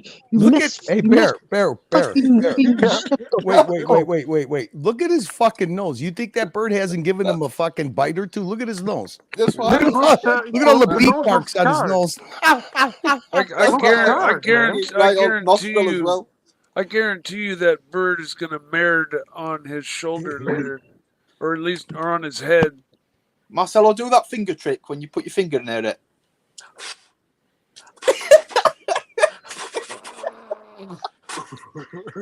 Marcelo, fucking do that finger thing with it. When you did that with finger. Marcelo. he doesn't even have a speaker on. He's a fucking jizz. Look at him. Yep, he's just gonna keep going. He's Marcelo. Here, you want to get his attention? Watch that. Marcelo, can you hear us? Yes. Go get the gimbal that you're gonna take to London. I want you to show Tanzio what you're bringing to London.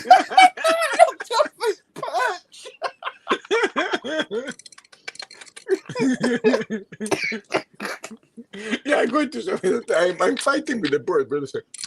Marcelo, I think that bird's more intelligent than you are. This is for sure. What are you talking about? Of course. Ken, wait till you see what he plans on bringing to London. Yeah, I'm going to show you guys. I'm actually going to put a phone there, just to make it a little bit more nice. Wait a second. Yo, just make sure you have a good SIM card, man, please. And we're doing it too. We will do 2 SIM cards because we will do with 2 SIM cards because I have what I wanted to say. We do 2 SIM cards because I wanted to mommy going to have a phone as well, so that's why we're going to show you. She's gonna be streaming with you, like a couples thing. So let me fix this. Wait a second. I'm going to wait till you see this, Tan. I mean, he might as well just bring up like. I'm expecting like the Hollywood boom. I'm expecting like the proton pack from like the Ghostbusters and shit. Like, you're really hyping this up, so I'm expecting a lot now. Like, I would have just expected like a fucking selfie stick from this guy. No, Tan, you have no clue. You have no clue. I mean, this is what they film like movies with. Tan, do you want me to arrange prepaid SIM for these guys? Oh, that's impressive. Wow. You're nice, man. Oh yeah, okay, yeah. Holy shit, dude. Show him the bottom of it. Hey, all the way up and down. Show him the whole bottom, all the way to the bottom. Show him. Wow. Oh, with the tripod, nice, man. Show him the light. This is a come like this, and sometimes I even put the extra lens in the top. If it's for movies, so I actually put on the top of here a wireless mic connected to this here. You can actually connect a lens that actually make this even bigger. So everything become, all this become a monster. Wait a second, I'm going to light this out. There is a way to light it, just to show you guys how it look when you light it. Wait a second. Lighting looks great. What's up? Tan, shall I get some prepaid SIMs that are loaded with data? Okay, here we go. Here we go. This is with the lights. Yeah, this is for the night. Is going to confiscate this shit. Yeah, no, this is for the light. This is on the light. Marcelo, so how long have you had this rig for?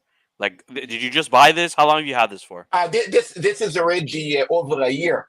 No, over 2 years, because this is over 2 years because it used to be.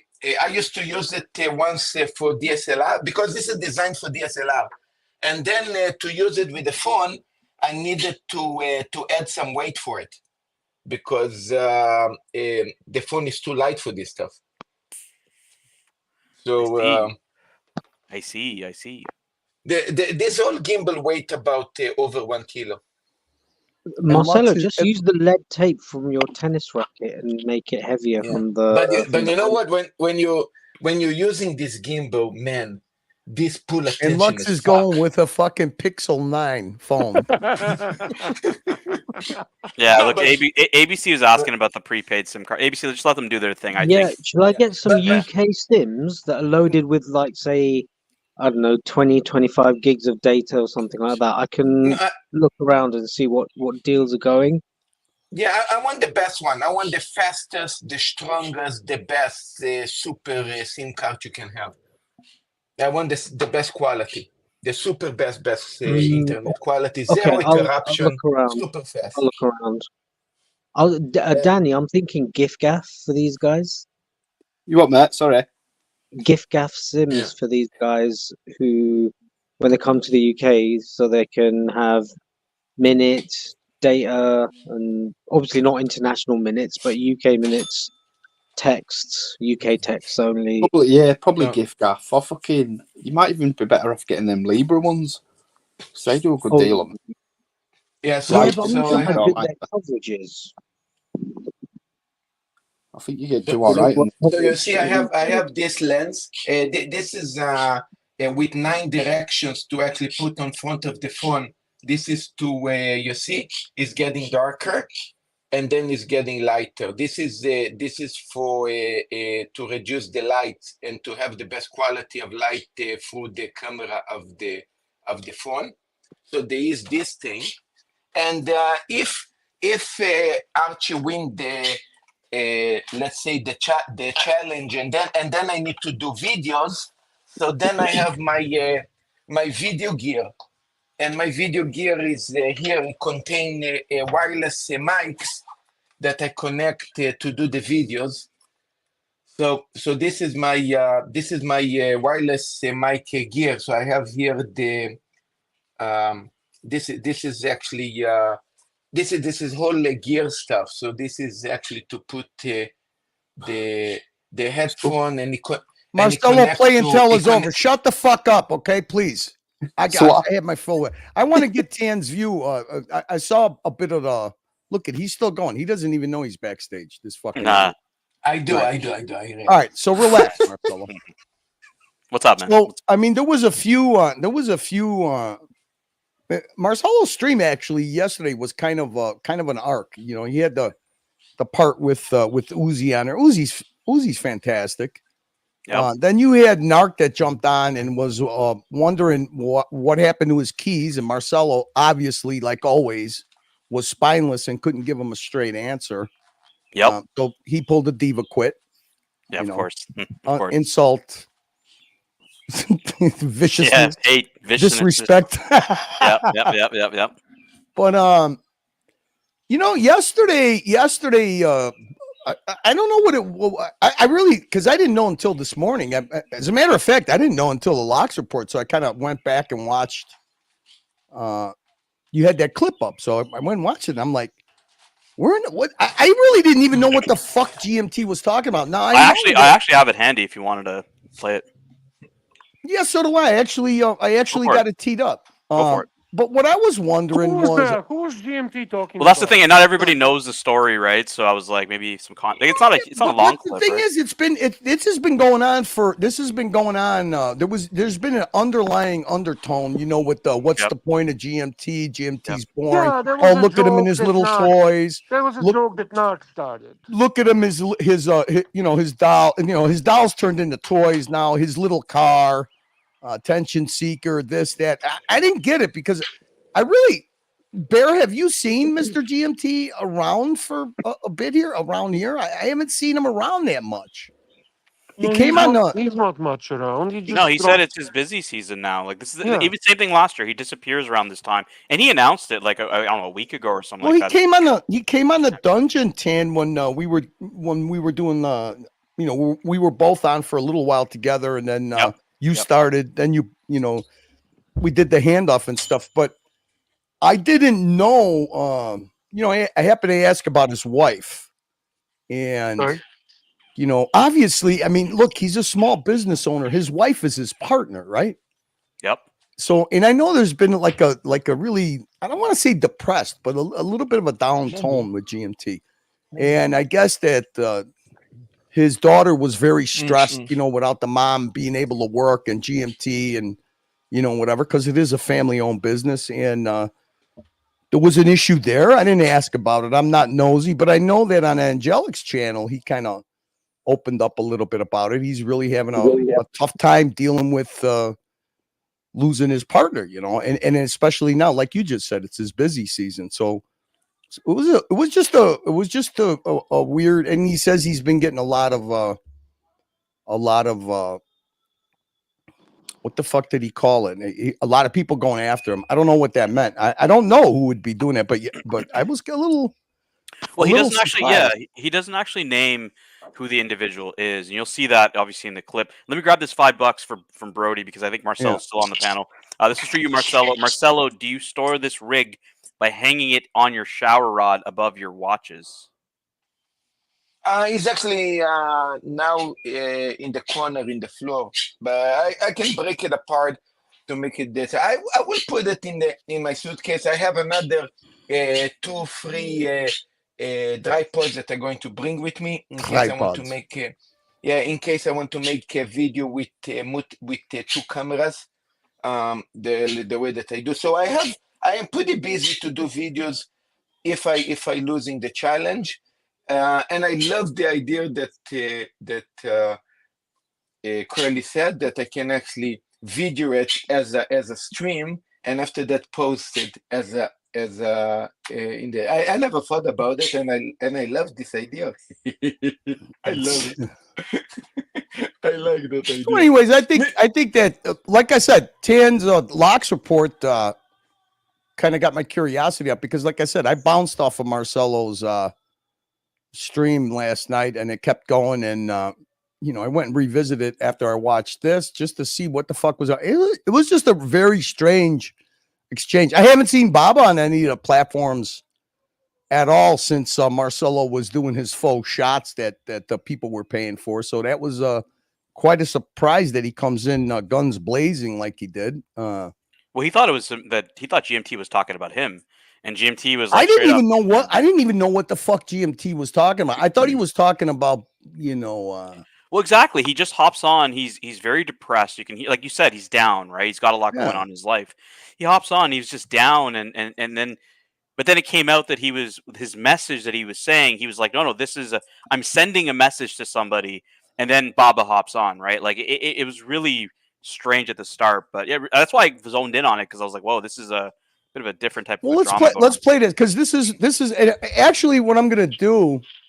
Part of the show I'm gonna do on Mookie's channel because I could only play stuff from friends, from Archie's channel, from Marcelo's channel, from the Elite Horology channel, which I was gonna play this, but I'll play it now because this is what kind of I structured a bit of the show I'm gonna do around tonight.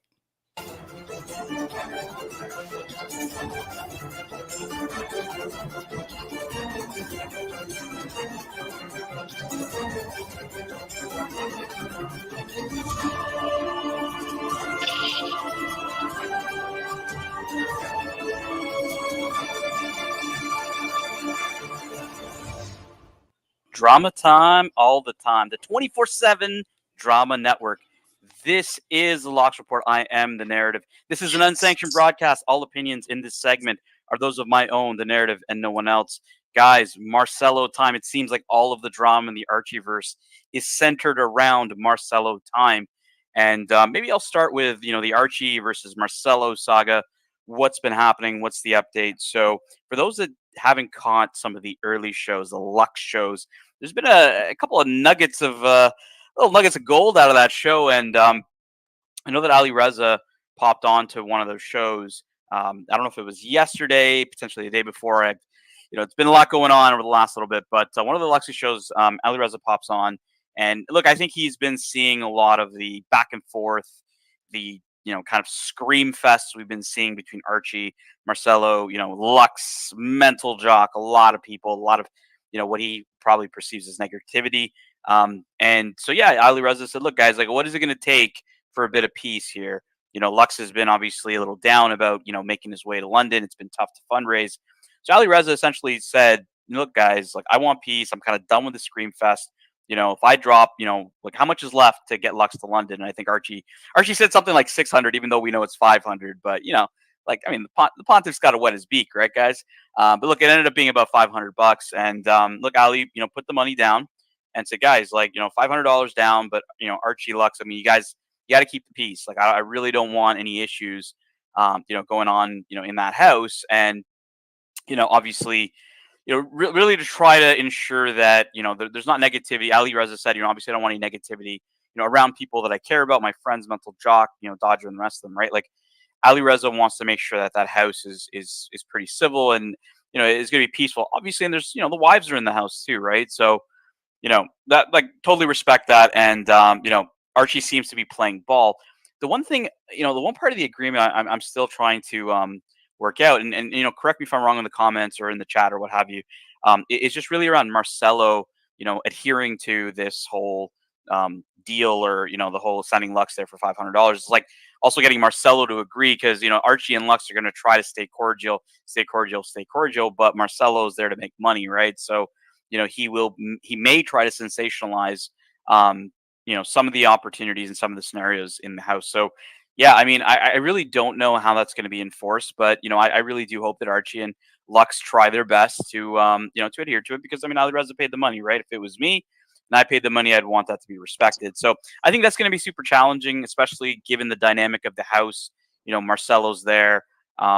He's probably going to be going out late hours, and then you've got, Mental Jock, you've got Dodger, you've got Jamie Opulence, you've got Archie, you've got Lux, you got Thomas Burnett, you got a lot of great people, a lot of great personalities. But and look, I think honestly that those personalities can work really well, if they're all being positive, and I think that's what Ali Reza is hoping for. But yeah, look, I think there's also that explosive element to it. We've seen our Archie, Lux, and Marcelo interact in Bangkok, and look, I think there may even be some, some wounds that are still left open from Bangkok. And look, maybe Lux is looking to settle some scores. So, yeah, I mean, that's where it kind of starts with Marcelo time. And then Marcelo last night ended up doing like about a 9-hour stream or something like that. So, I definitely had a bit of homework to do in terms of watching some tape. But, one of the, and there was a lot of characters who were on that show yesterday.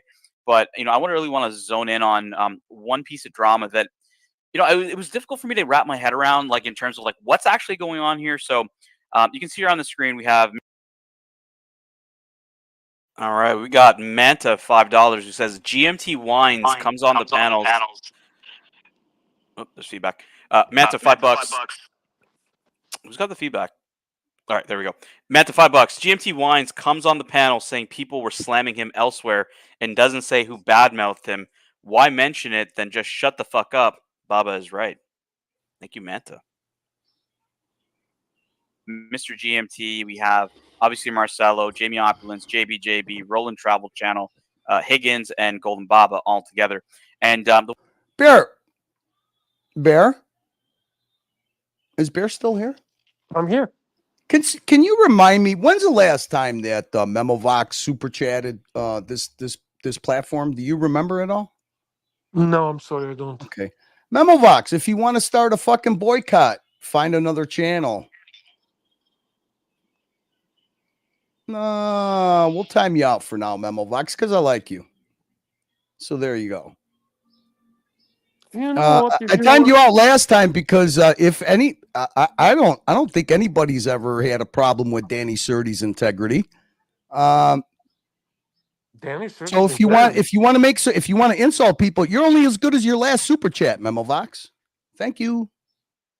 So yeah, the way this segment started was GMT hops on to Marcelo time and says, I guess he's addressing somebody who said on another stream, I'm assuming, that he was boring, and and I guess insinuating that he shouldn't be going around to certain streams because of that fact. So GMT kind of like asks, he wanted to send out a message to that individual, and the individual is never named on the show, so I'm not going to speculate who they are. But GMT hops on to basically send a message to this individual, basically like saying what, just because I'm boring, I'm Am I not allowed to go on panels, right? And it was a really intriguing question. I was thinking about it myself. I'm like, man, like, all of us are, boring, at some point. Even the most A-grade talents, right? Like Archie can be wildly boring, right? There's a lot of, scenarios where, some of the best talent out there are going to be boring, right? But does that mean that, they're not allowed to go on panels or hop on wherever they want, right? Interesting question. So then a little bit later, Golden Baba shows up on the panel because again, GMT is like he's not stating who he's talking about. He's simply saying, that I want to address this individual. Anyways, Golden Baba hops on the panel and initially, was trying to maybe, tell GMT, hey, are you talking about me? And GMT said, no, I'm not speaking about you. So okay, we know it's not Golden Baba. But then Golden Baba, goes into obviously talking to GMT around, well, hey, do you not understand why that sentiment was set out on those other streams? And GMT's like, well, enlighten me, right? And Baba's like, look, the way Baba sees it is GMT goes on to, certain types of channels that, have a certain specific topic. And Baba says that GMT does not engage in those topics. He says that GMT does his usual GMT shtick, which he calls driving around and just talking about being sexy. So, that is GMT shtick, and we love GMT for it. I don't personally find GMT to be boring. I think GMT is, a pretty interesting character. And look, like Higgins ends up hopping on, and typical Higgins, right, puts his nose where it doesn't belong. That's what I thought was pretty funny in this was, Higgins just can't control himself. Even though, look, he was trying to, I think, defend Mr. GMT here.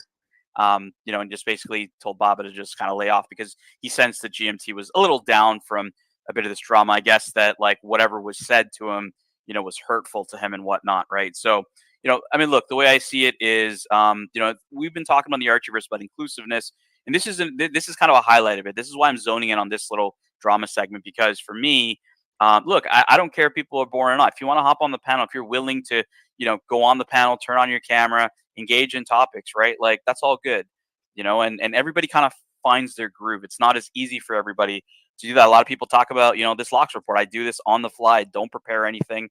I watch tape and I kind of call it as I see it, right? And yeah, probably my first time being a panelist on YouTube, I couldn't do this kind of stuff. But this is why I want to encourage people. It's like, look, like at the end of the day, if that's what you want to do and you want to engage in the conversation, I think everybody should be allowed on there.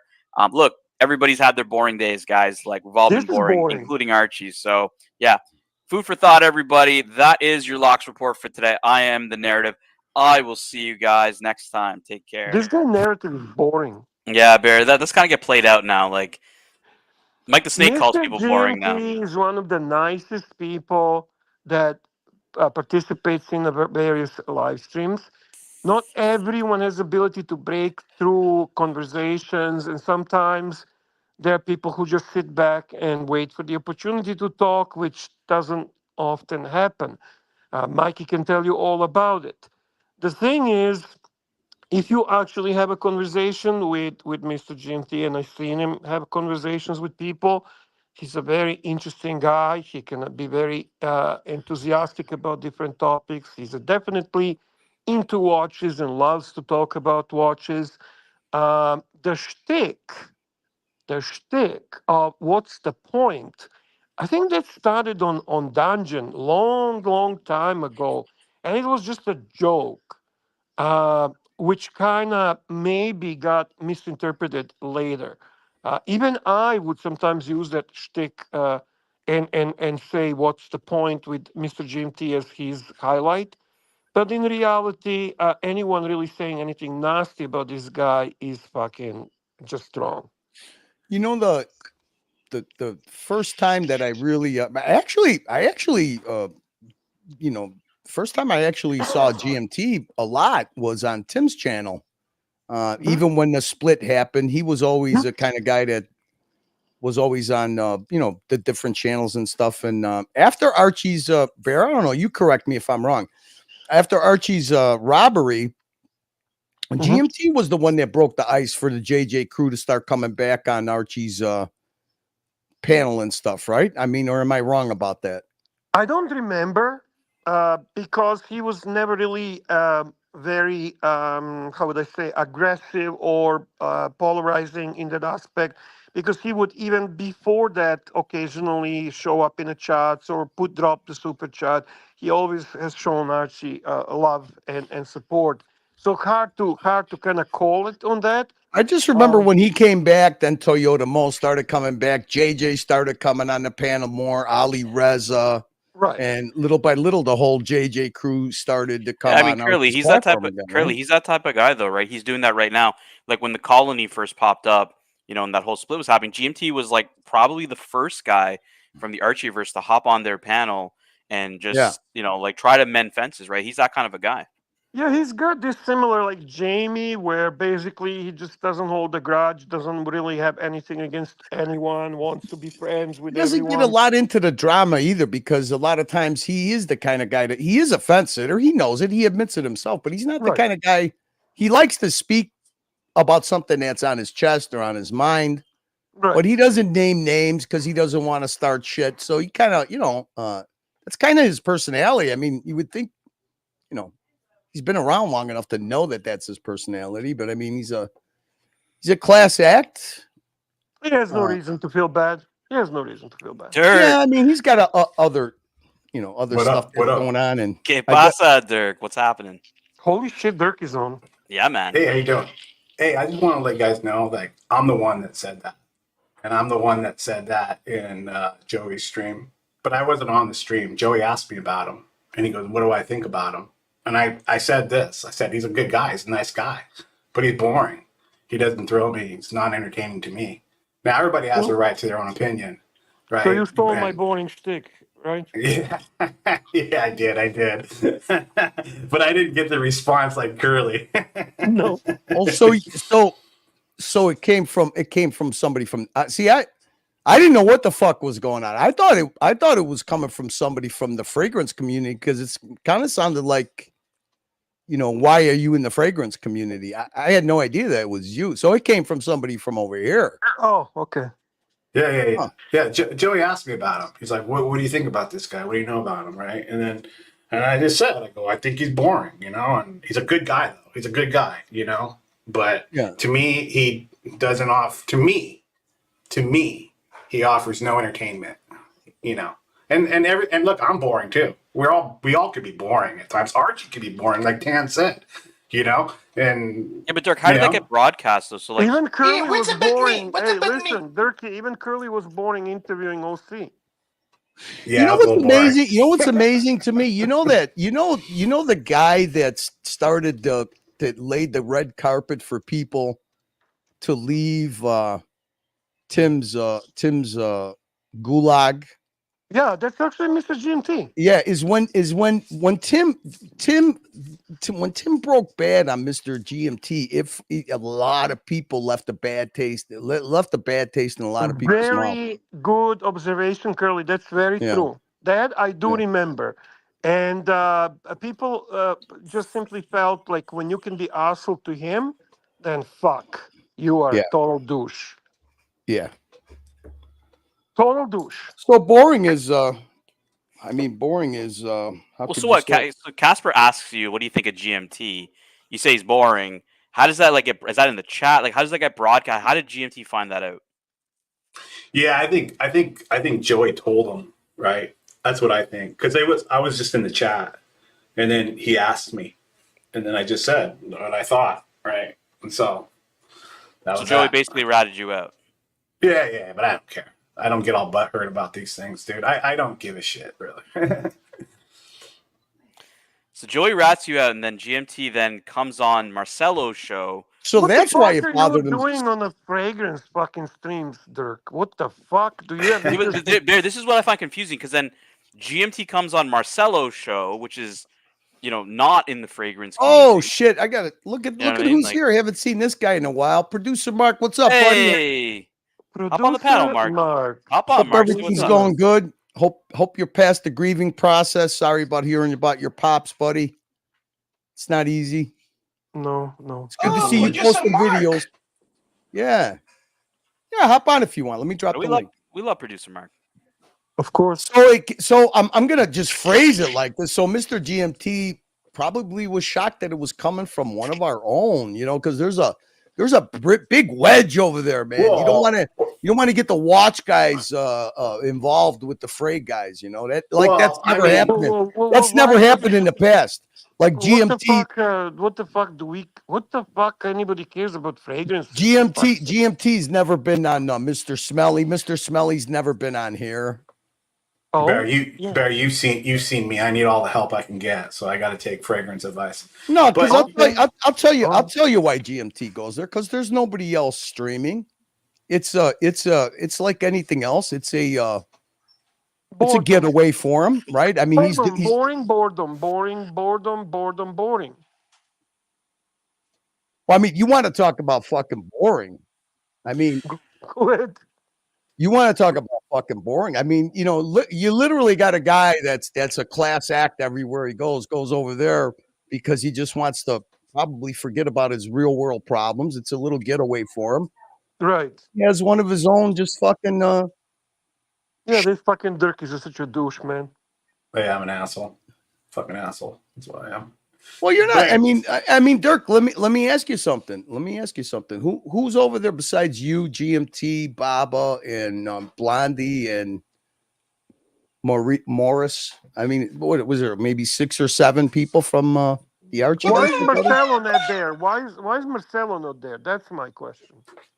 Well, they don't want. They don't. We're the boring ones. This platform is dead. It's not entertaining. Oh, that's coming from a fucking platform that at best gets 60 fucking viewers. And basically, if you're not a substance abuser, an alcoholic, or mentally fucking deranged, and everybody makes fun of you, that's the fucking entertainment. Park bench fucking freak show. I see.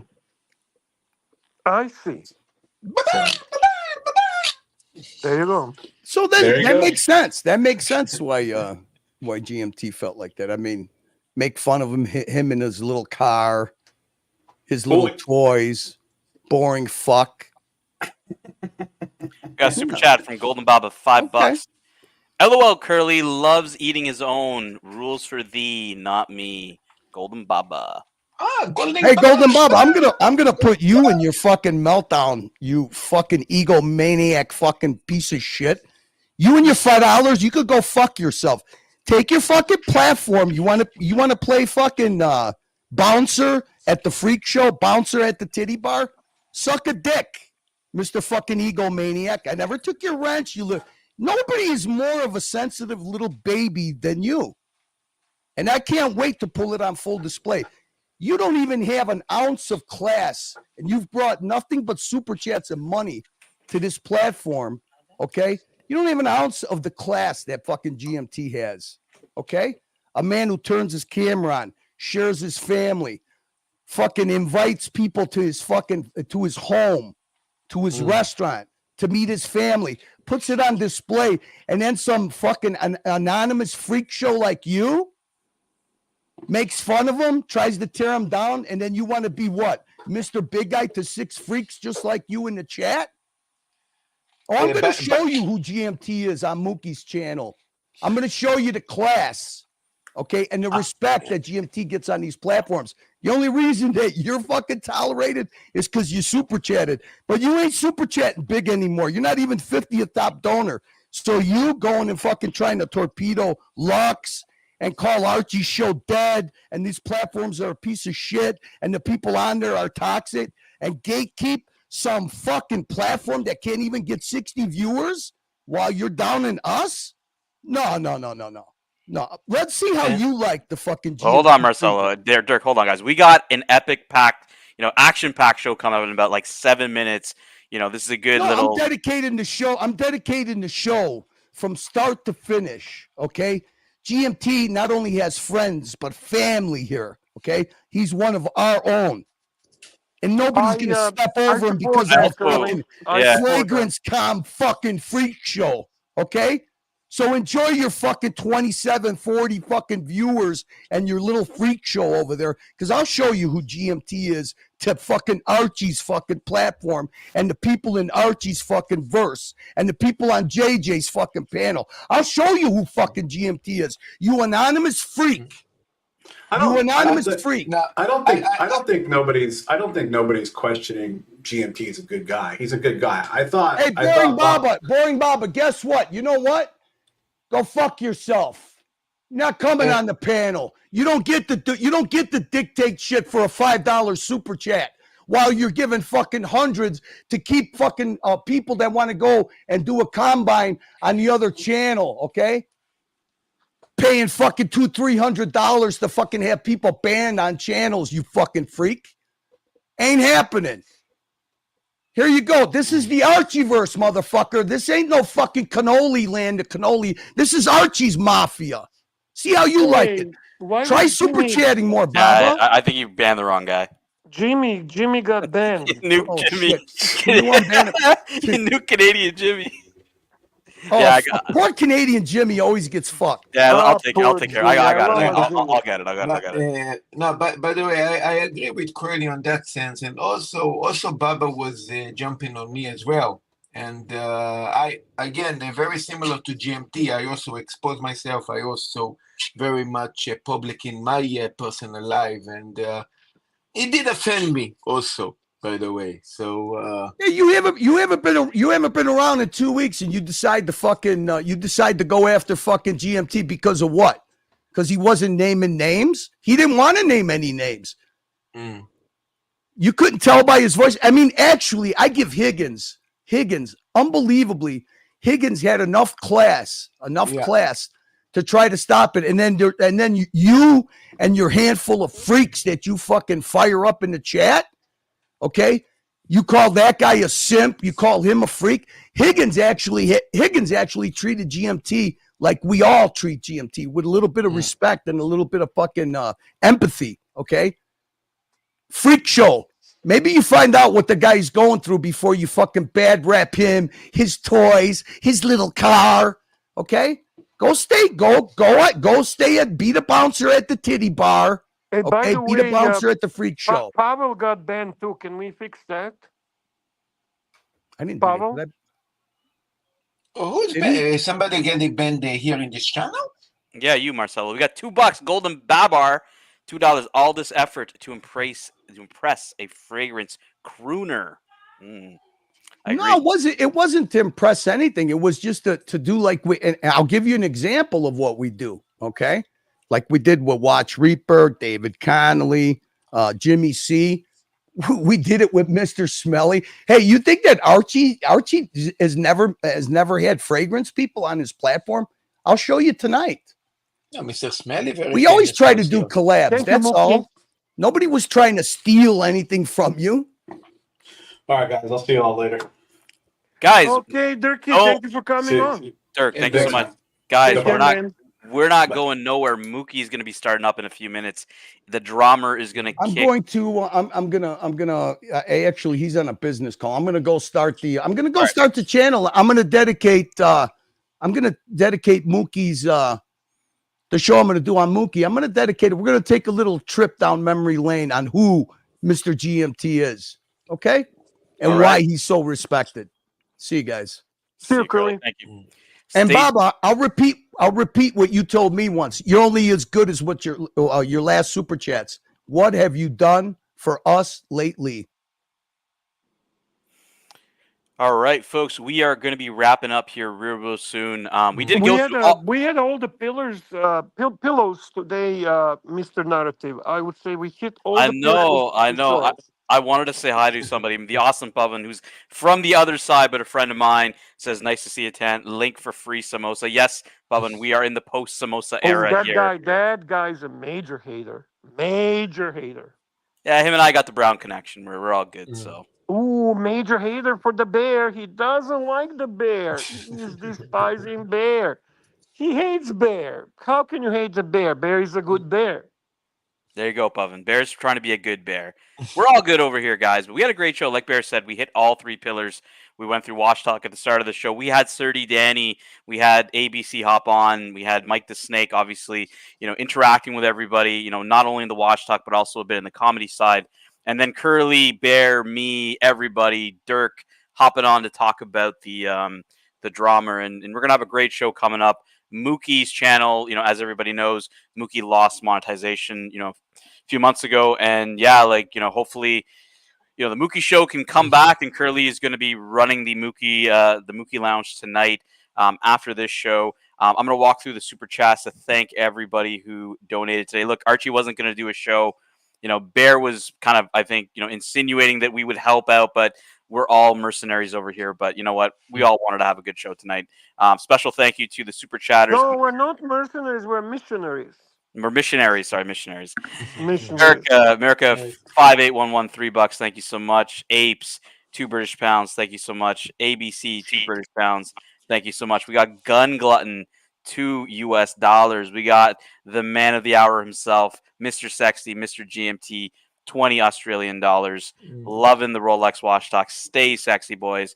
I like this shtick, guys. I don't think it's boring. Yeah. We got Mark the Shark, member for 15 months, asking us about the Tudor Ranger. Wasn't very, very favorable from us on the panel.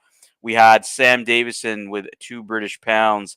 That's an OG. Sam Davison is OG. OG, boys. Love the OGs. Love the OGs. We had Ryan Hoffrey, $2 US. Ark, your ski, who's been hanging around the shows, and he's actually going to be buying, or he's thinking of buying his son a graduation present for his master's. His son is asking for a Sky Dweller, and I think Ark, your ski is not sure if he wants to spend the Sky Dweller money, but great to see let's you. Start with the Dejas. How's that? I tried, man. But I think his son may have a bit finer taste. We have Brody with $5. Thanks, nice to see you, Brody. We had Manta with $5. Trolling. Unfortunately, we had Golden Babber, $5. Not the Golden Babar. We have Golden Babber, $5. We had Golden Babar with $2 US. Mike, unfortunately, we didn't get to do too much Watch Talk, but I've been really enjoying doing Watch Talk with you, Mike the Snake. I appreciate you hopping on with me. Like when I do these kind of panels, and sometimes I'm solo, Mike, you're always there to help, man. It's been really, really great. Marcelo, I like you too. I'm getting to it, Marcelo. Look, Marcelo, you're gonna have, yeah, Marcelo. Look, Marcelo, from your side, man. Like, I'm just saying, Lux and Archie have a deal. Like, they can't cause any drama, right? You have no deal. Nobody's paid you off to be nice. And I think that the chat's going to pick up on that. Well, yeah, maybe somebody does, right? Maybe Golden Baba says, fuck it, right? I'll pay Marcelo $100. And Marcelo, you have to be nice. Because Bear was I think Bear was worried the other day. He's like, well, what about our fun? And I'm like, well, I don't think this applies to Marcelo necessarily, right? So I think it's going to be a pretty epic time in London. And I'm looking forward to it, guys. I think it's going to be. Look, the thing is, yes, nobody paid me, but I did kept my word for Ali. I gave him my word that I will not disturb shit. But I will talk without cursing. I will disturb shit without me. We got Marcel, we got to fuck shit up, guys. But look, we are going to be transferring you over to Mookie. Curly is live. I'm going to run a clip, guys. This is the Archie Luxury live stream. I am the narrative. I'll see you guys next time. Take care. Peace. What do we have to do for some clips around here? Come on, man. 3 years. It has really transformed my life. It changed it completely. I don't do anything else. I'm not fucking painting doors. I'm just riding the dicks of these cunts. Uh-oh. You guys were willing enough to support me sucking dicks of these cunts. I'm riding dicks. Oh, she's gonna do it. So long. Riding the dicks. The dicks of these cunts. So long. He's riding the dicks of these cunts. So long. Dicks of these cunts. Just riding dicks. Riding dicks. You like it, don't you? We're riding dicks. Dick riding fucking live. Like if I made a live stream and I titled "They're riding dicks," it works really well in the search engine. They're riding dicks. All these people in the chat, they're just riding dicks. They jumped on it. They jumped on it without touching. Jumped on it. They were riding dicks. We're taking you guys with us. I'm a fat 8 inches, mate. Forget the 6 inches.